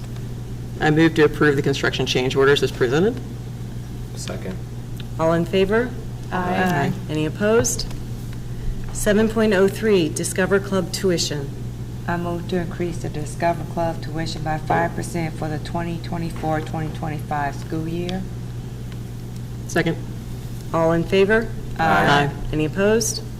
7.04, fiscal year 24 budget amendment 1. Move to approve the budget amendment 1 as presented. Second. All in favor? Aye. Any opposed? 7.05, certification of collective bargaining election results. Certify the election results naming the Missouri NEA to act as the exclusive bargaining unit for teachers, counselors, and social workers. Second. All in favor? Aye. Any opposed? 7.06, CBA recommendation. The Board of Education approves the 2024-2025 Maplewood Richmond Heights School District and Maplewood Richmond Heights National Education Association collective bargaining agreement as presented. Second. All in favor? Aye. Any opposed? Passes.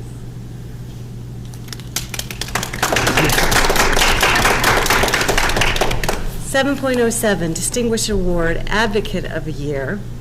Make the motion with the name in it. I move to name Annie Rothenberg as the MRH Advocate of the Year. Second. All in favor? Aye. Any opposed? Congratulations. 7.08, Citizen of the Year. I move to name the PAL Board as the MRH Citizens of the Year. Second. All in favor? Aye. Any opposed? 7.09, Family of the Year. Who did we say? The Ward family. Yeah. I move to name the Ward family as MRH Family of the Year. Second. All in favor? Aye. Any opposed? 7.10, Spirit of MRH. I move to name Heather Jaber as the Spirit of MRH. Second. All in favor? Aye. Any opposed? Okay, 7.10B, the We don't. Special recognition special recognition of the Maplewood Police and Fire Department. with a cake. We'll come up with something, right? Yeah. Okay, everybody in favor? Anybody opposed? Hallelujah. 7.11.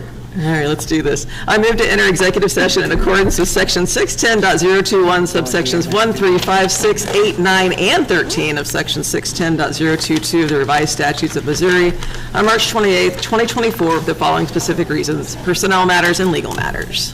Second. Roll call, please. Ms. Francois? Yes. Ms. Martinez? Yes. Ms. Robinson? Yes. Mr. Miller? Yes. Ms. Ms. Kaufman? Yes. Ms. Boltzmann? Yes. This meeting's concluded. Absolutely.